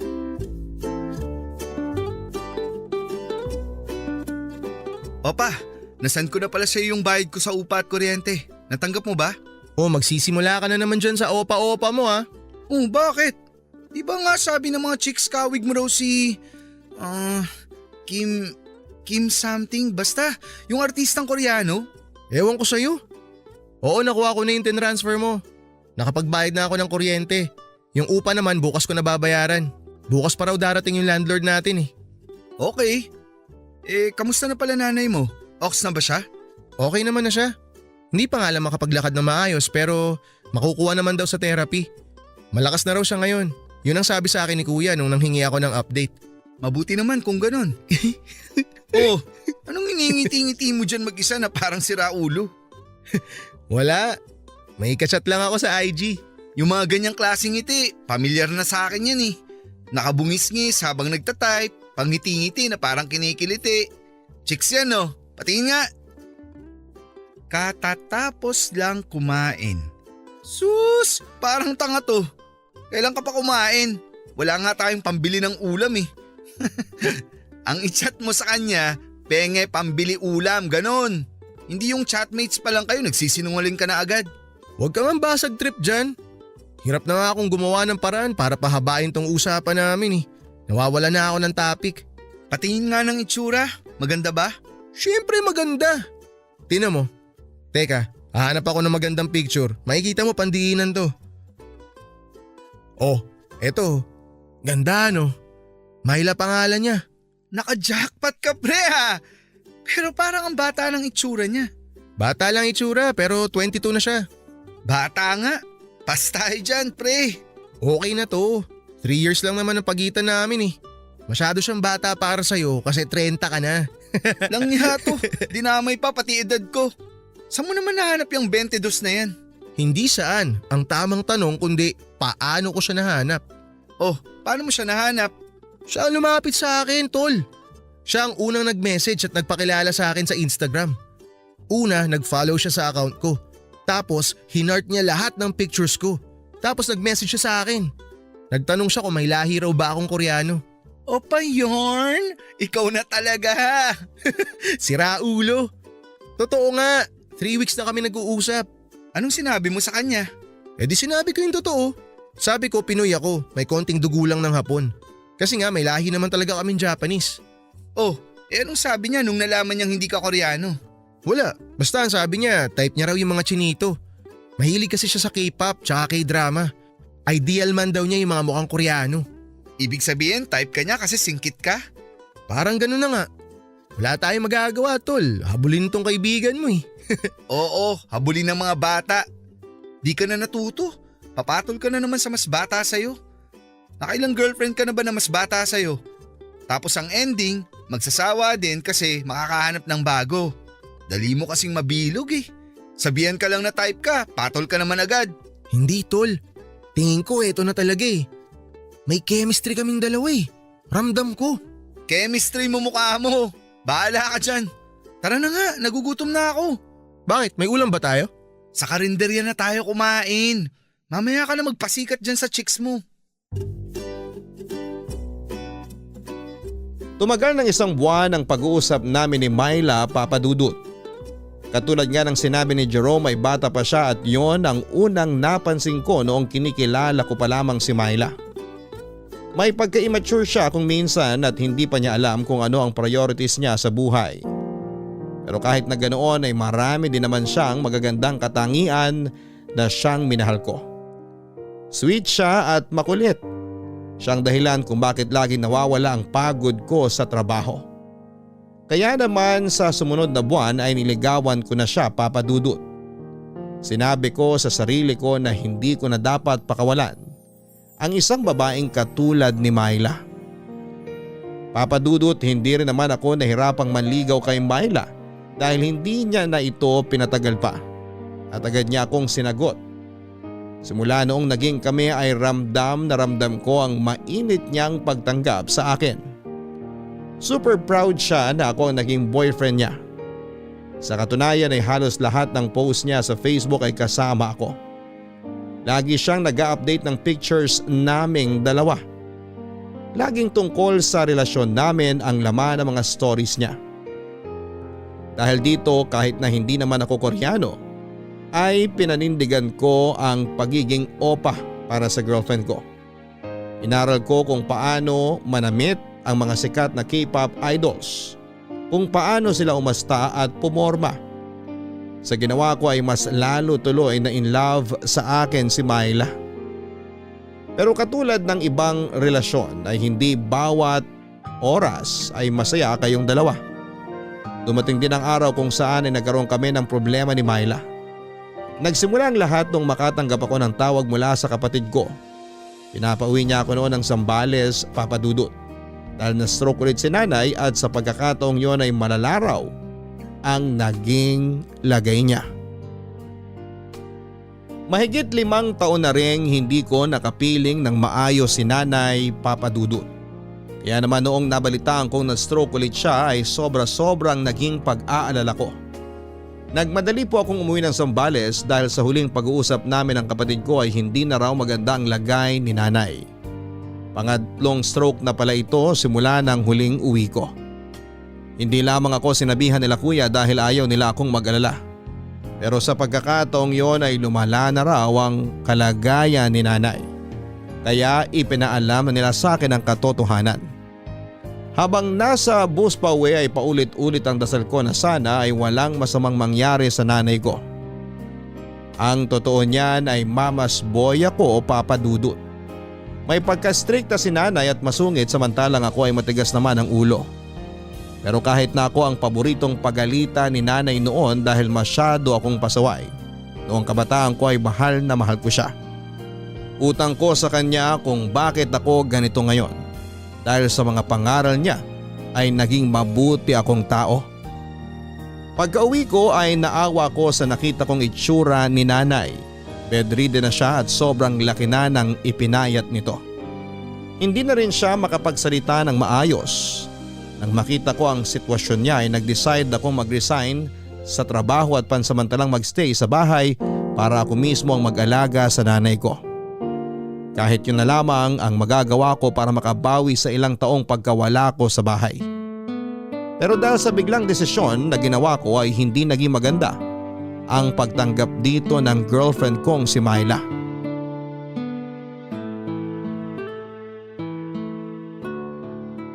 Hello babe, kumusta? Kumain ka na ba? Hindi pa nga may tinatapos akong K-drama kaso bigla kang tumawag. Kumain ka na, baka malipasan ka ng gutom niyan. Kararating ko lang dito sa Zambales kaninang umaga. Miss na kita agad. Kailan ang balik mo rito? Ang totoo niyan babe, baka matagalan ako rito sa probinsya eh. Ha? Bakit naman? Kailangan kong alagaan si nanay. Sobrang payat na niya. Nakakainis nga kasi ngayon lang nila sinabi sa akin yung totoong lagay niya. Pero ang sabi mo sa akin, di bisitahin mo lang ang nanay mo. Sabi mo, i-check mo lang kung okay siya. Yun nga ang problema eh. Hindi siya okay babe. Kaya kailangan ko talaga magstay muna dito para mabantayan ko siya. Paano yung trabaho mo rito sa Manila? Nagpaalam na ako sa boss ko. Magsisend na lang ako ng resignation letter para maging official. Ano ba yan? Anong ginagawa ng mga kapatid mo? Bakit hindi sila mag-alaga sa nanay nyo? Babe, may kanya-kanya na kasi silang pinagkakaabalahan eh. Yung kuya ko may sarili ng pamilya na inaalagaan. Yung sumunod sa akin pumapasada ng tricycle kasama si tatay. Yung bunso naman nag-aaral. Kaya ako na lang yung magsasakripisyo para bantayan si nanay. Paano ko? Paano tayo? Babe, pasensya ka na. Ha? LDR na muna tayo. Pero huwag kang mag-alala. Ilang oras lang naman ang biyahe mula Zambales papuntang Manila eh. Luluwas-luwas na lang ako para magkita pa rin tayo. Tatagal ba yan ng 1 buwan? Sa totoo lang, hindi ko alam eh. Hindi ako sigurado. Kapag medyo umayos na yung lagay ni nanay, babalik din naman ako agad. So sinasabi mo sa akin na walang kasiguruhan kung babalik ka pa rito o hindi? Paano kapag hindi gumaling yung nanay mo? Di hindi ka na babalik. Babe, huwag naman ganun. Gagaling si nanay. Magtiwala ka lang. Ipag-pray na lang natin siya na sana umayos na ang lagay niya sa lalong madaling panahon para makabalik na rin ako agad sa Manila. Nakakatampo ka naman. Bigla-bigla kang nagdidesisyon ng hindi man lang nagsasabi sa akin. Akala ko ba wala dapat tayong sikreto? Bakit biglang malalaman ko na lang na LDR na pala tayo? Di mo man lang inisip yung side ko. Sorry na. Naaawa kasi talaga ako kay nanay. Gusto ko siyang alagaan. Gusto kong bumawi sa kanya. Kailangan niya ng mga kasama ngayon. Paano naman ako? Kailangan ko rin ng boyfriend, no? Hindi kita pababayaan. Siyempre ikaw pa. Girlfriend kita. Parang hindi ko naman ramdam na girlfriend mo ko. Dapat yung mga ganyang desisyon mo tayong dalawang nagkakasundo.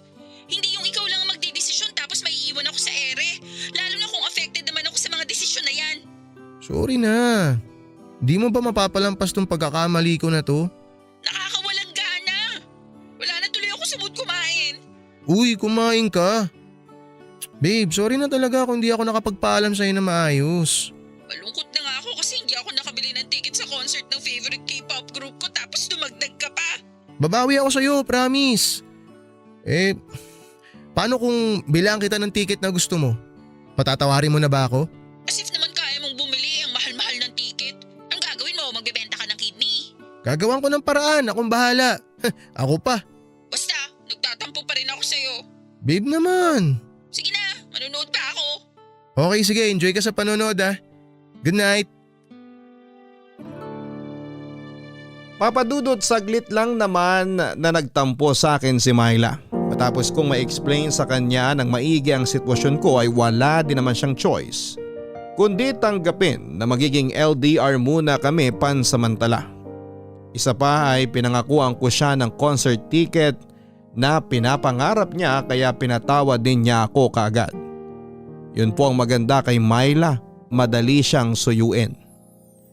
Kahit long distance kami, ginawa ko pa rin ang lahat para hindi niya maisip na pinabayaan ko siya. Araw-araw akong nagbibigay ng update sa kanya, tuwing may time siya ay palagi rin kaming nagvi-video call para hindi namin masyadong mamiss ang isa't isa.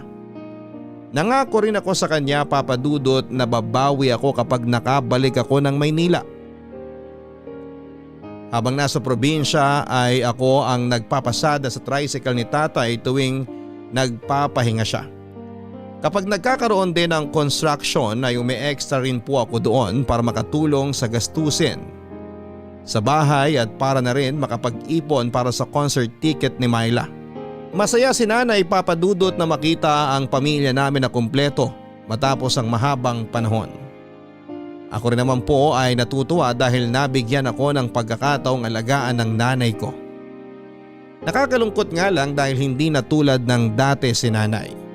Hindi na siya masigla, wala na sa dati ang pangangatawan niya at 24 hours na lamang siyang nakahiga sa kama. Marami akong regrets dahil sa mga oras na nasayang dahil sa pagtatrabaho ko sa ibang lugar. Kaya naman sinulit ko na po ang pagkakataong yon para makasama si Nanay, lalo na't sabi ng kanyang doktor ay mahihirapan na raw siyang makarecover mula sa 3 stroke niya. Kapag na-stroke pa ulit siya ay baka hindi na raw niya ito ma-survive, Papadudot. Sa loob ng ilang buwan ay ginawa ko ang lahat para mabalanse ko ang oras ko sa 2 babaeng minamahal ko, si Nanay at si Myla. Daming pera. Para saan yan? Binibilang ko lang kung kasya na ba tong naipon kong pera. Pero parang short pa rin ata ako eh. Kakasya saan? May gusto ka bang bilhin? Kailangan ko kasing bumili ng ticket para sa concert na gustong puntahan ni Myla. Sinong Myla? Si Myla, yung girlfriend ko. Hindi ko nga pala nakwento sa inyo. May girlfriend na ako. May girlfriend ka pala? Ba't di mo sinasabi sa amin? Akalain mo yun? Kapatol-patol ka pala? Huwag ka kuya, maganda yung girlfriend ko. Baka magulat ka kapag ipinakilala ko siya sa inyo. Taga Maynila ba? Oo, sa Taguig lang din siya nakatira. Gaano kayo katagal? Mga 3 buwan pa lang. Tapos pinag-iipunan mo na para saan ulit? Ticket sa concert? Ibang klase ka talaga kapag tinamaan, no? Naalala mo pa ba si Maris? Yung unang girlfriend mo na niregalo mo ng mamahaling bag pagkatapos nakipaghiwalay sa'yo? Si kuya naman parang ewan eh, pinaalala na naman. Bakit ba tuwing may bago akong girlfriend lagi niyong kinukumpara sa mga ex ko? Pareho kayo ng roommate kong si Jerome. Kasi pinapaalala lang namin sa'yo yung mga mali mong nagawa noon. Mali ba namin kung ulit-ulitin mo na naman yung katangahan mo noon? Concern lang kami sa'yo para hindi ka na ulit masaktan. Salamat sa concern kuya, pero support ang kailangan ko, hindi concern. Nga pala kuya, baka meron ka na itatabi dyan. Pautangin mo muna ako. Tignan mo, 3 buwan pa lang kayo problemado ka na sa pera. Alam mo, ang dapat mong gawin, mag-ipon ka para sa future mo o sa future niyong dalawa. Hindi yung nagsasayang kayo sa mga bagay na panandalian lang. K-pop, malalaos din ang mga yan eh. At least mag-i-enjoy siya. Masayang alaala yun, nababalikan niya kapag tumanda na kami pareho. Ganun ang relasyon kuya. Gagawa ka ng mga bagay na hindi niyo malilimutan pareho. Mga bagay na magpapaalala sa inyo kung gaano niyo kamahal ang isa't isa. Ako pa pinagsabihan mo niyan sa ating dalawa. Ako yung may asawa. Masyadong pang hopeless romantic yung mga pinagsasabi mo eh. Sa totoong buhay, pagiging praktikal ang pinakamabisang gawin. Ito lang kasi yung naisip kong paraan para makabawi sa girlfriend ko eh. Ang hirap kaya ng LDR. Baka mamaya makahanap siya ng iba ron, ipagpalit pa ako. Kaya nagpapa-impress ka. Tingin mo mas may ilab siya sa'yo kapag binila mo siya ng ticket. Marami ka pa talagang kakaining bigas, boy. Kung ako tatanungin mo, ginagamit ka lang yan. Kung makapagsalita naman tong si kuya, hindi mo pa nga nakikilala yung tao eh. Hindi ko na siya kailangang kilalanin. Kasi nakikita ko pa lang yung sitwasyon yung dalawa. Alam ko na magiging ending ng storya nyo. Bakit? Ano bang magiging ending namin? Basta itong tandaan mo, Axel. Kung mahal ka talaga ng girlfriend mo, maiintindihan niya kung sakali mang hindi mo siya mabibilan ng concert ticket. Alam niya naman siguro na hindi ka mayaman, di ba? Pwero na lang kung nagpapanggap ka milyonaryo sa kanya. Alam niya ang estado ng buhay ko, kuya. Kaya ako nga siya nagustuhan eh kasi minahal niya ako kahit ganito lang ako. O kung alam niya ang estado mo, edi mas lalo maiintindihan ka niya. Huwag mo masyadong sundin ang layaw ng girlfriend mo. Huwag ka masyadong bigay ng bigay. Tapos wala ka rin naman palang natatanggap pabalik. Mamaya masanay siyang tanggap ng tanggap tapos kapag wala ka na maibigay, bigla kang aayawan. Ang killjoy naman ni kuya eh. Hayaan mo na lang kaming mag-enjoy. Payong kuya lang naman yun. Ayaw lang kita magsayang ng oras at pera sa maling tao. Matanda na ako, kuya. Alam ko na ginagawa ko. O siya, alam na kung alam. Magkano ba kulang? Ay, sandali. Check ko lang ulit yung presyo ng ticket. Kuya, papahiramin mo ba ako? Huwag kang mag-alala, kuya. Babayaran naman kita agad eh.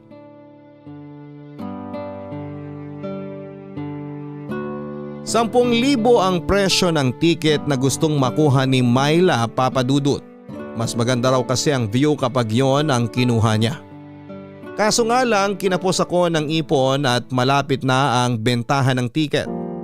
Hanggang 5,000 lang ang kinaya kong ipunin kasama na rito ang nahiram kong pera kay Kuya Anton. Kesa mawala ng ticket ay yung tig 5,000 na lamang ang kinuha ko. First time ko lamang bumili ng ticket sa concert at hindi ko alam kung paano ito gawin online. Kinailangan ko pa noong magpatulong sa bunso naming si Andy na isa ring K-pop fan. Sa katunayan ay nainggit nga siya kay Myla dahil may bumili para sa kanya ng ticket samantalang si Andy ilang buwan nang nag-iipon pero hindi pa rin niya kaya ang presyo ng mga ticket ng paborito niyang grupo. Pagkabili ko ng ticket imbes na matuwa ay nadismaya si Myla dahil hindi ang inaasahan niya ang nabili ko. Paulit-ulit akong humingi ng tawad sa kanya dahil hindi ko na ibigay ang gusto niya. Alam kong may kasalanan din naman ako, Papa Dudut, dahil nag-promise ako sa kanya na ibibigay ko ang gusto niya pero hindi ko ito nagawa ng maayos. Nagtampo sa akin si Myla pero kalaunan ay nagpasalamat din naman. Mas okay na raw yon kaysa walang ticket lalo na't maraming fans ang naunahan at hindi nakabili ng sarili nilang ticket. Natuwa naman ako, Papa Dudut, dahil kahit papaano ay napasaya ko ang girlfriend ko kahit na nasa malayo ako. Pero nang matapos ang concert na dinaluhan ni Myla ay bigla na lamang nagbago ang pakikitungo niya sa akin.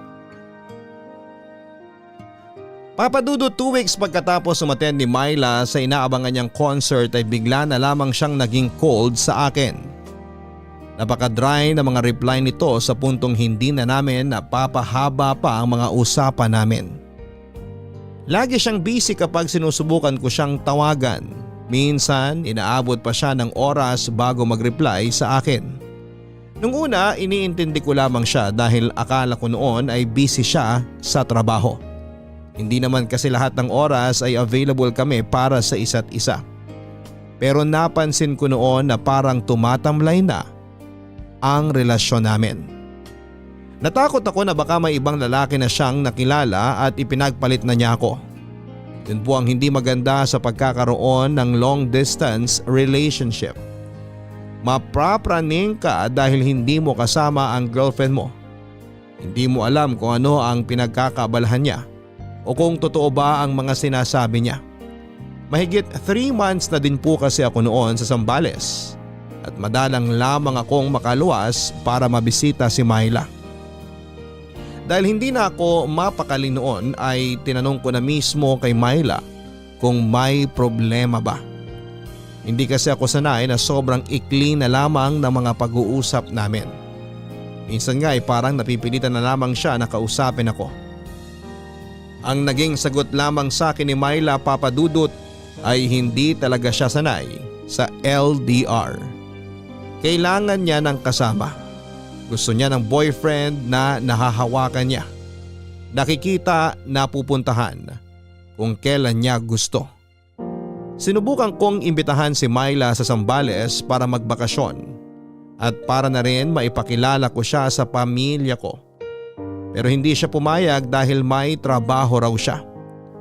Sa sobrang pag-aalala ko para sa relasyon namin Papadudot ay nagpaalam muna ako kay nanay para puntahan si Myla sa Maynila at ayusin ang relasyon namin.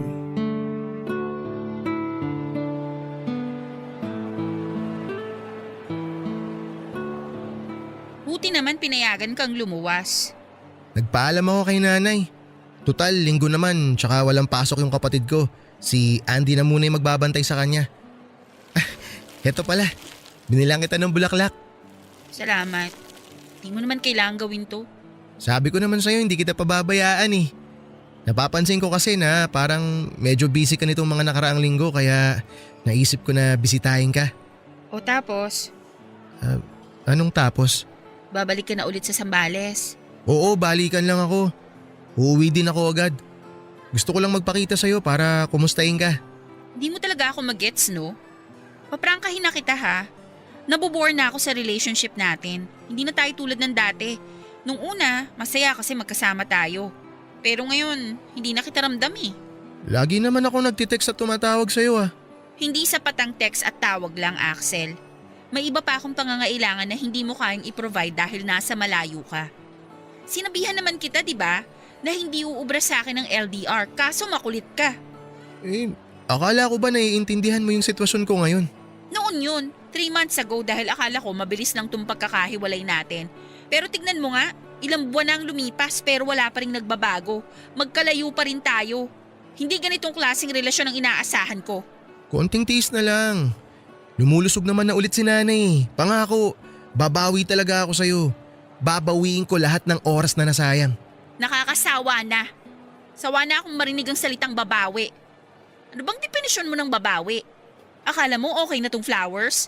Hindi no, kasi panakip lang to sa totoong issue. Hindi na nag-work out tong relasyon na to, Axel. Mas mabuti na lang siguro na maghiwalay na lang muna tayo. Ha? Hiwalay agad? Hindi ba pwedeng pag-usapan muna natin to? Alam mo naman kung anong gusto ko, diba? Kung gagawin mo ang gusto ko, sige, walang hiwalayang magaganap. Pero kung paninindigan mo ang gusto mo, maghiwalay na lang tayo. Pinapapili mo ba ako sa pagitan niyo ng nanay ko? Wag naman ganun, Myla. Nanay ko yun eh. Siyempre hindi ko siya pababayaan. Kung hindi mo ako kayang i-prioritize, maghahanap na lang ako ng lalaking kaya akong unahin. Mas mabuti na to para makapag-focus ka sa iisang babae lang. Ba't naman ganun? Ang unfair naman. Unfair? Ako yung unfair? Ako na nga yung nag-a-adjust para sa ating dalawa eh. Kasalanan ko ba kung nawawala na ako ng gana sa'yo? Kasalanan ko ba kung hindi na ako interesado sa'yo? Tingnan mo nga yung itsura mo, sobrang itim mo na. Ikaw pa ba yung Axel na mini-message ko noon? Ang layo mo na sa dati mong itsura, pati sarili mo pinapabayaan mo na. Iitim talaga ako kasi namamasada ako ng tricycle eh. Wala na akong oras mag-workout kasi nagtatrabaho ako at inaalagaan ko yung nanay ko. Siyempre mas uunahin kong bumili ng pagkain namin kaysa bumili ng mga pampaganda sa muka. Bakit? Hindi mo na ba kayang tanggapin na pangit na ngayon yung boyfriend mo? Ano ba talaga yung minahal mo sa akin? Ako yung itsura ko? Hindi ko na kailangang sagutin yan. Basta, nagbago ka na. Nagbago na rin ang pagtingin ko sa'yo. Hindi mo nga maalagaan ang sarili mo paano mo ako aalagaan? Konting konsiderasyon naman, Myla. Madali lang naman ibalik yung hinihiling mong itsura eh. Pero kung yan ang basayan mo ng pagmamahal, hindi totoong pag-ibig yan. Ano gusto mong gawin ko? Pilitin ko yung sarili ko na gustuhin kita kahit na ang pangit-pangit mo na? Isa hindi na kita gusto, ano magagawa ko? Di lumabas din yung totoo. Hindi ang pagiging LDR natin ang rason ng hiwalayang to. Kaya ka naikipaghiwalay sa akin kasi hindi na ako kamukha ng mga Koreanong iniidolo mo. Ganun ba? Hindi na ako maputi, hindi na ako katulad ng dati na maayos manamit. Kaya ikinakahiya mo na ako dahil doon? Oo, kaya maghiwalay na tayo. Ayan yung bulaklak mo. Ibigay mo na lang sa nanay mo.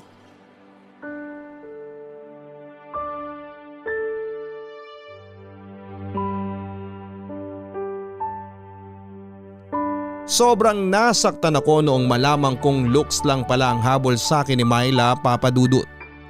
Akala ko noon ay proud na proud siya na ako ang naging boyfriend niya. Yun pala ay proud siya dahil mukha akong K-pop idol. Nung hindi na ako pasok sa physical standard na kanyang inaasahan ay hiniwalayan na niya ako. Habang binabalikan ko ngayon ang nakaraan na yon, ay ngayon ko lang na-realize na muli na naman akong naloko ng mas bata sa akin. Siguro nga ay tama si Jerome na hindi para sa akin ang pakikipagrelasyon sa mas bata kesa sa akin. Hindi ko napansin ang mga red flag ni Myla noon. Ni hindi nga niya makumusta ang nanay ko kung maayos na ba ang lagay niya. Ang concern lang niya ay kung kailan ako makakabalik sa Metro Manila. Papadudot, kahit masakit ma-broken heart ay hindi ko pinagsisihan ang naging pasya ko na manatili sa tabi ng nanay ko. After 4 months kasi ay binawian ng buhay si nanay matapos ma-stroke ulit. Sa 1 taon lang ay parehong nawala ang 2 babaeng minahal ko. Hindi lang ako 1 beses sinaksak sa puso, kundi 2 beses. Doble ang sakit, doble ang pighati at doble ang pagdadalamhati. Para makapag-move on sa trahedyang dumating sa buhay ko, ay sinikap kong ituon ang lahat sa sarili ko. Bumalik ako sa gym at muling nagpaganda ng katawan.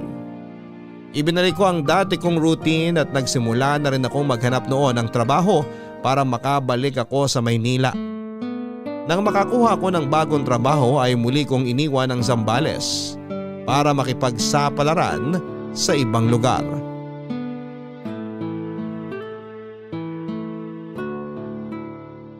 Ano, tuloy na ba ang alis mo bukas? Oo kuya, sa Lunes na simula ng trabaho ko. Mabuti naman, nakahanap ka na kagad ng trabaho. Nagpatulong ako sa mga tropa ko na dati kong kasama sa trabaho. Sakto may kakilala yung tropa ko na naghahanap ng papalit sa nag-resign nilang empleyado. Kaya ako yung nirekomenda. Saan ka titira niyan? Sa dati pa rin. Wala namang nahanap na bagong roommate si Jerome kaya ako na lang ulit. Ayaw mo ba talagang dito na lang magtrabaho? Mahirap ang buhay sa Manila kuya pero mas maganda kasi minimum wage dun eh. Kesa dito na provincial rate lang. Tsaka nasanay na ako sa buhay dun. Nandun din yung mga kaibigan ko eh. O ito, baunin mo to para may pera kang panimula. Huh? Wag na kuya. Ang dami ko na ngang utang sa'yo eh. Hindi ko pa nga nababayaran yung pinahiram mo sa akin na idinagdag ko pambili ng ticket. Bayaran mo na lang kapag nakaluwag-luwag ka. Salamat kuya. Walang anuman. Sobrang saya kasi ni nanay nung umuwi ka. Alam ko masaya siya ngayon dahil nabuo ang pamilya natin kahit sa mga huling sandali niya. Alam mo naman na mahal ko si nanay. Kaya nga malaki ang pasasalamat ko na umuwi ka kahit na si nanay ang dahilan kung bakit ka umalis ng Zambales. Matagal na yun. Nagkapatawaran na rin kami ni nanay tungkol sa nangyari noon. Isa pa, kasalanan ko naman eh. Sa ating magkakapatid, maliban kay Andy, ako lang yung walang trabaho. Ako yung batugan, palamunin, walang ginagawa kundi lumabas kasama ang barkada. Puro sakit ng ulo lang ang dala ko kay nanay noon kaya naiintindihan ko siya kung bakit niya nagawa yun. Kahit na, bata ka pa nun. Hindi ka dapat niya pinalayas. Nagkasagutan rin kami ni nanay noon dahil sa ginawa niya sa'yo. Gusto sana kitang puntahan sa Maynila noon para pauwiin pero pinigilan niya ako. Tama naman yung ginawa niya kuya. Kung hindi dahil dun, hindi ako magbabago. Marami ako natutunan simula nung mapalayas ako. Natuto akong dumiskarte, natuto akong magbanat ng buto. Natuto akong tumayo sa sarili kong mga paa. Hindi ako magmamature kung hindi dahil sa mga ginawa ni nanay. Basta, gusto kong malaman mo na proud ako sa'yo kahit na medyo may pagkatanga ka pagdating sa love life. Kuya naman eh, kahit kailan basag trip ka talaga. Okay na sana yung unang sinabi mo eh, sumigunda ka pa. O basta mag-iingat ka dun ha. Sa pagkakataong to, sarili mo naman ang pagbigyan mo. Huwag mo kaming alalahanin dito sa Zambales. Ako nang bahala sa pamilya natin. Ang mahalaga, maibigay mo sa sarili mo ang mga bagay na gusto mo. Dahil alam kong hindi naging maganda ang kabataan natin. Thank you talaga kuya. Basta, huwag nang papautos mas bata sa'yo ha.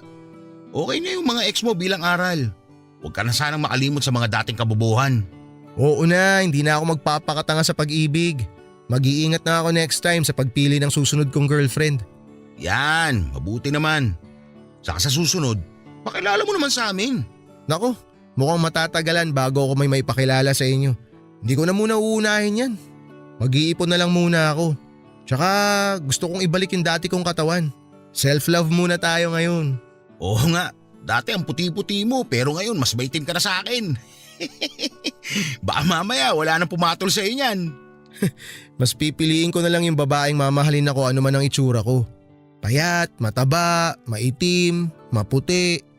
Nagbabago naman ang katawan at itsura eh. Kaya kung panlabas lang na anyo ang hanap nila, wag na lang ako, iba na lang. Ayan, may pagbabago na rin sa wakas. Gamitin mo ang utak mo minsan para hindi nababasag ang puso mo. Huwag ka nang papadala sa mga magagandang chicks. Piliin mo yung pipiliin ka sa hirap man o ginawa. Alam ko na yan kuya, natuto na ako. Ay sana nga. O sige na kuya, mag-ayos pa ako ng gamit eh. Maaga pa biyahe ko bukas. O sige. Ako naman matutulog na. Papadudot pagkabalik ko ng Metro Manila ay agad ako nagsimula sa trabaho. Mabigat man ang dibdib dahil sa pagkawala ng nanay ko, ay pilit ko pa rin ipinagpatuloy ang buhay. Bumalik ako sa dati kong tinutuluyan kasama ang roommate ko at tinuloy ko ang dating buhay na iniwan ko sa Maynila. Tuwang-tuwa si Jerome nang magkasama ulit kami sa boarding house namin. Masyado raw kasing malaki ang binabayaran niyang renta simula nang umalis ako kaya natutuwa siyang meron na ulit siyang kahati. Malaki din ang naitulong ng ipinahiram sa aking pera ni Kuya Anton dahil dito ay nairaos ko ang unang 3 buwan ko after kong bumalik. Unti-unti ay naging normal din ang buhay ko, Papa Dudut. Sa tulong ng mga kaibigan at ng bago kong trabaho ay natanggap ko rin ang mga hindi magagandang pangyayari na naganap sa buhay ko. Tuwing day off ko ay binibigyan ko ang sarili ko ng pagkakataon para mag-enjoy. Sinunod ko ang sinabi sa akin ni Kuya Anton na pagbigyan naman ang sarili ko. Bumalik ako sa gym, Papa Dudut, ginamit ko ulit ang mga dati kong damit na pangporma. Hindi nga nagtagal ay naibalik ko sa dati ang itsura ko. Sa katunayan ay mas nahigitan ko pa ito, Papa Dudut. At noong presentable na ulit akong tingnan ay may ilang kababaihang muling kumatok sa puso ko para makipagkilala sa akin. Papa Dudut, hindi nagtagal ay tuluyan ko na ring natanggap na hindi na ako mahal ni Myla. Mahirap ang pinagdaanan kong pag-move on dahil labis akong nasaktan sa ginawa niya sa akin. Pero sa huli wala naman tayong ibang pagpipilian kundi ang tanggapin ang katotohanan.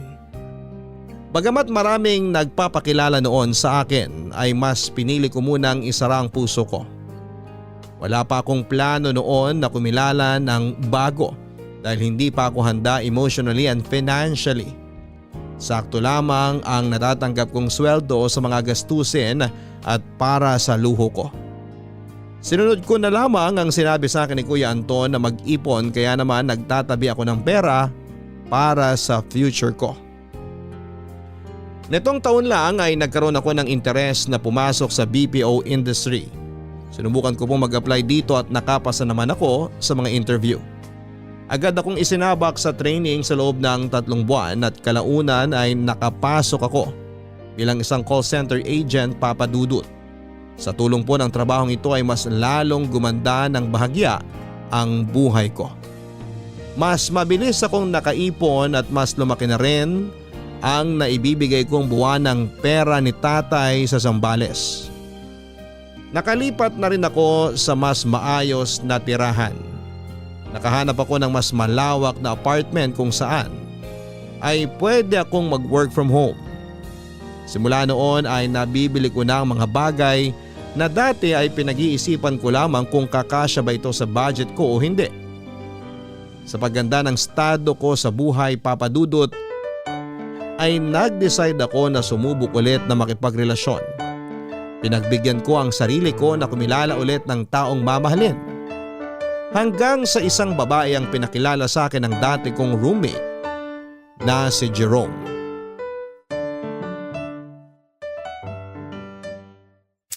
Tol, pasensya ka na.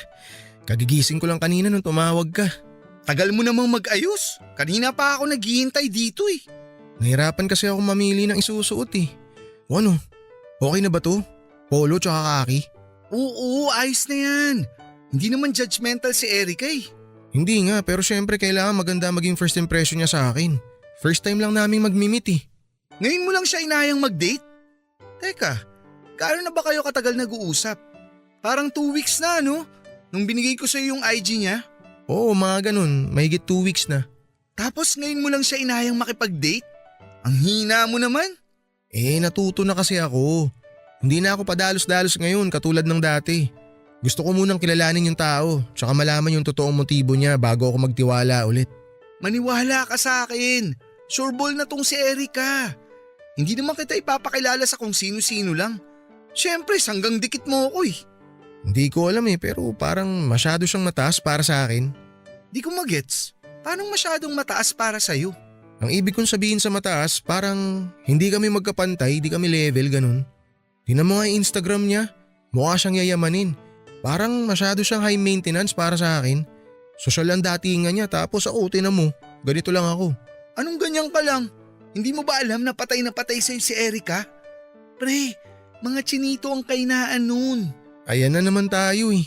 Lagi lang naman silang nagkakagusto dahil sa mata ko. Paano kung hindi ako chinito? Hindi na ako nagustuhan ni Erica. Kaya nga may tinatawag na talking stage eh. Pero kilalanin niyo ang bawat isa. Kung hindi mag-work, edi next. Ikaw naman, parang first time mo lang makipag-date ah. Ayoko na lang kasing masaktan ulit. Nakakapagod na eh. Naiintindihan naman kita. Takot ka na ma-broken heart ulit. Pero kung hindi ka gagalaw, hindi ka na makakapag-asawa niyan. Oo, alam ko. Kaya nga ako nandito ngayon, di ba? Ready na ako makipag-date ulit. Alam mo, matagal na tayong roommates. Kaya kilalang kilala na kita. Alam na alam ko yung mga bagay na gusto mo. Yung mga ayaw mo, pangarap mo, pati nga oras ng pagtulog mo, alam ko eh. Ganon din si Erica. Kababata ko yun. Classmate ko siya mula high school hanggang college. Kaya alam ko yung mga tipo niya. Alam ko kung anong hinahanap niya sa lalaki. Pre, maniwala ka sa akin. Compatible kayong dalawa. Pasok na pasok kayo sa standards ng isa't isa. Kaya wag mo nang pakawalan tong opportunity na to. Minsan na nga lang ako maging wingman mo eh. Ngayon ka pa natakot? Oo na, sige na. Tiwala na ako sa'yo. Pero syempre, hindi ko lang din naman maiwasang kabahan. Paano kung hindi ako pasok sa standards niya? Down to earth naman si Erica eh. Oo, anak mayaman siya. Pero tulad mo, independent rin siya. Hindi siya materialistic katulad ng ex mo. Mature mag-isip yun. At higit sa lahat, mas matanda kaysa sayo. Kaya aalagaan niya ang puso mo. Tingin mo, tol, papasa ako sa kanya? Para naman ako nagsisales talk dito eh. Paulit-ulit na ako. Nakapag-usap na nga kami ni Erica. Gusto ka niya. Hindi lang yung pagiging chinito mo, kundi gusto rin niya yung personality mo. Ilang weeks pa lang kayo nagchat-chat pero na-inlove na raw siya sa paraan kung paano mo itaguyod ang sarili mo. Gusto rin niya yung pananaw mo sa buhay. O sige na, sige na. Naniniwala na ako sa'yo. Pero hindi pa rin nawawala yung kaba ko eh. Halika na nga, alis na tayo. Baka matraffic pa tayo sa daan. Hindi ako sasama. Ano ako, tatay mo na iatid ka sa first date mo? Gagawin mo pa akong chaperone eh. Nagpunta lang ako rito kasi hindi ka nagre-reply sa text ko.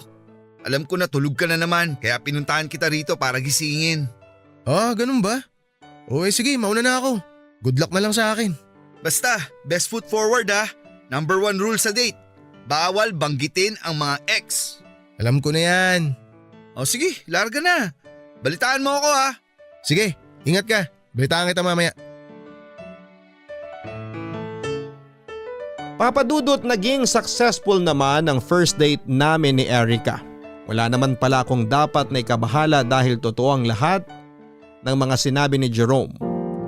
Walang naging awkward moment sa unang meet up naming dalawa. Para nga kaming magkaibigan na matagal nang hindi nagkita kung magkwentuhan. Kung gaano kami kadaldal sa chat ay ganoon din kami sa personal. Marami kami napag-usapan mula sa pamilya, sa mga pangarap namin sa buhay, insecurities, pati na rin ang past relationships. Nautos ni Jerome ay huwag naming pag-usapan. Yayamanin kung titignan si Erica para siyang mahirap abutin. Pero tama ang description sa kanya ni Jerome na sobrang down to earth niya. Gumagaan ang pakiramdam ko tuwing kasama ko siya. Wala siyang kaarte-arte sa katawan. Napaka-humble niya at napakabait sa mga tao. Noong magkasama kami ay hindi ko ramdam ang pagkakalayo namin ng estado sa buhay.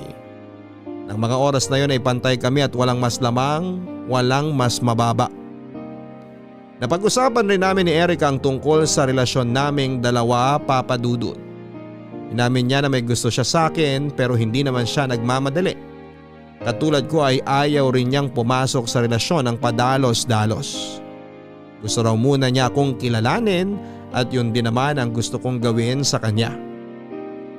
Papa Dudut, halos 5 buwan din kaming nag-date hanggang sa pareho kaming nag-decide na gawin ng legal ang relasyon naming dalawa. Pero kung kailan naging kami na ni Erica ay saka naman nagparamdam ang isang babae mula sa past ko.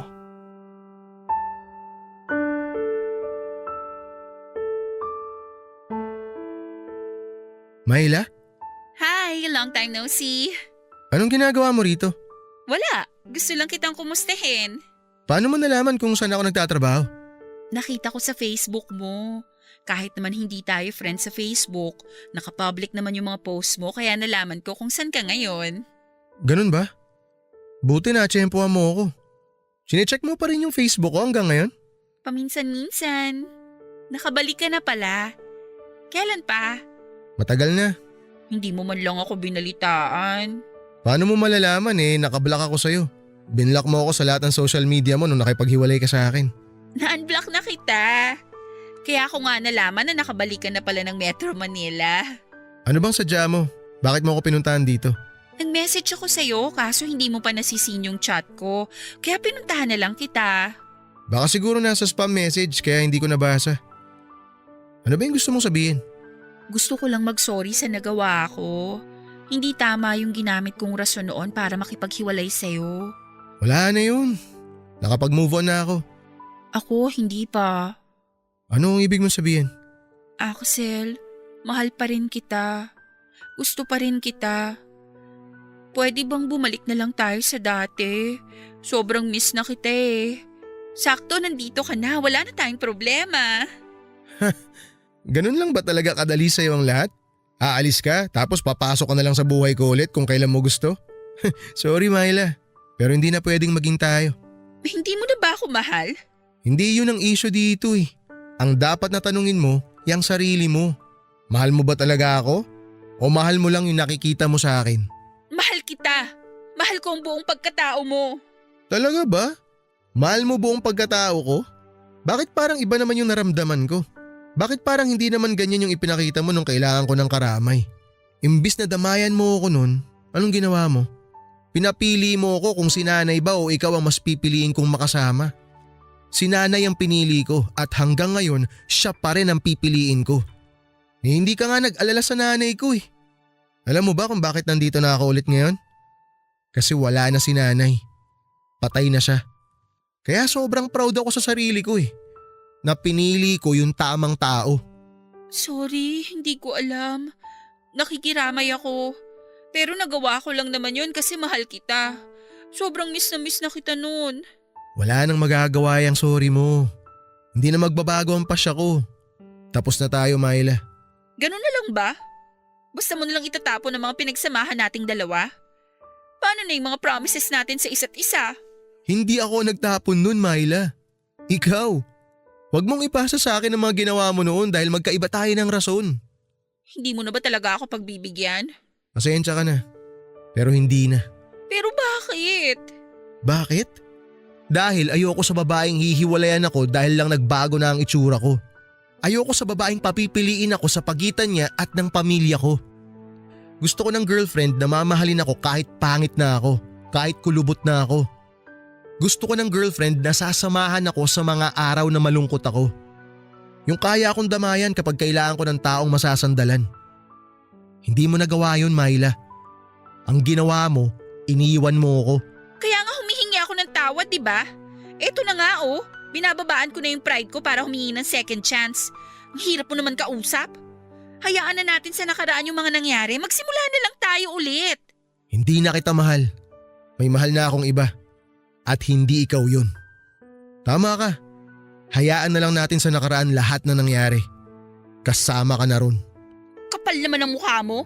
Basta ka, kala mo napaka-pogi mo ah. Hoy, para sabihin ko sa'yo, mukha kang tanga. Hindi ka gwapo, kaya wag kang mag-ilusyon dyan. Tsura nito. Oh, tapos ka na? Sige na. Umalis ka na. May trabaho pa ako.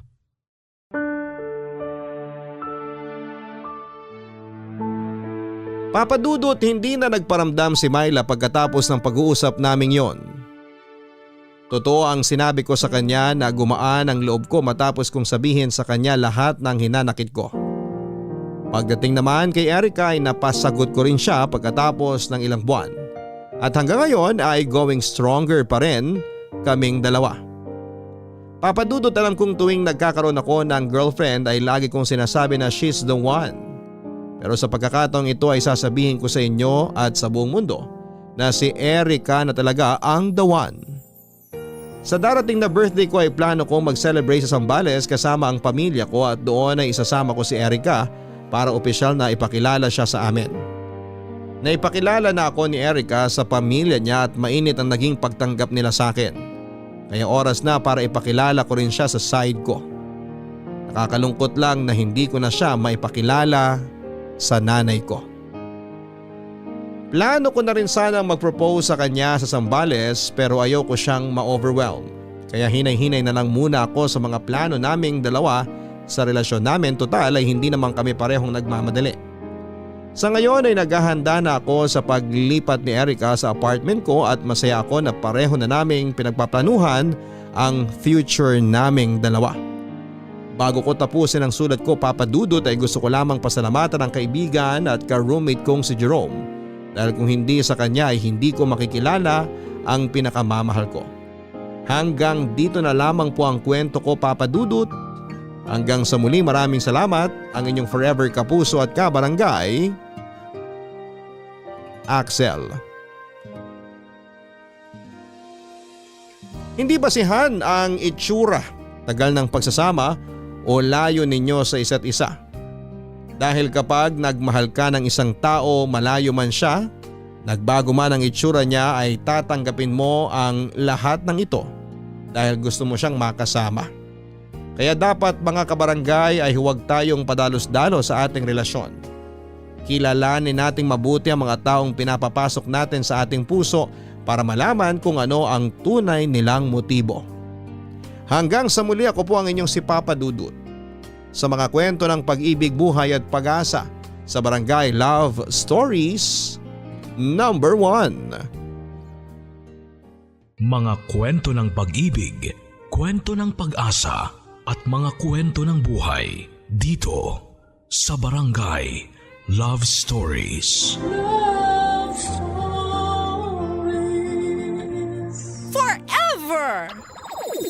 Nagustuhan ng iyong napakinggan? Ituloy yan via live stream sa www.gmanetwork.com/radio. Kabarangay, i-share mo ang iyong barangay love stories. Sabay-sabay nating pakinggan ang iyong kwento ng pag-ibig, buhay at pag-asa. Ipadala lang sa barangaylovestories@yahoo.com.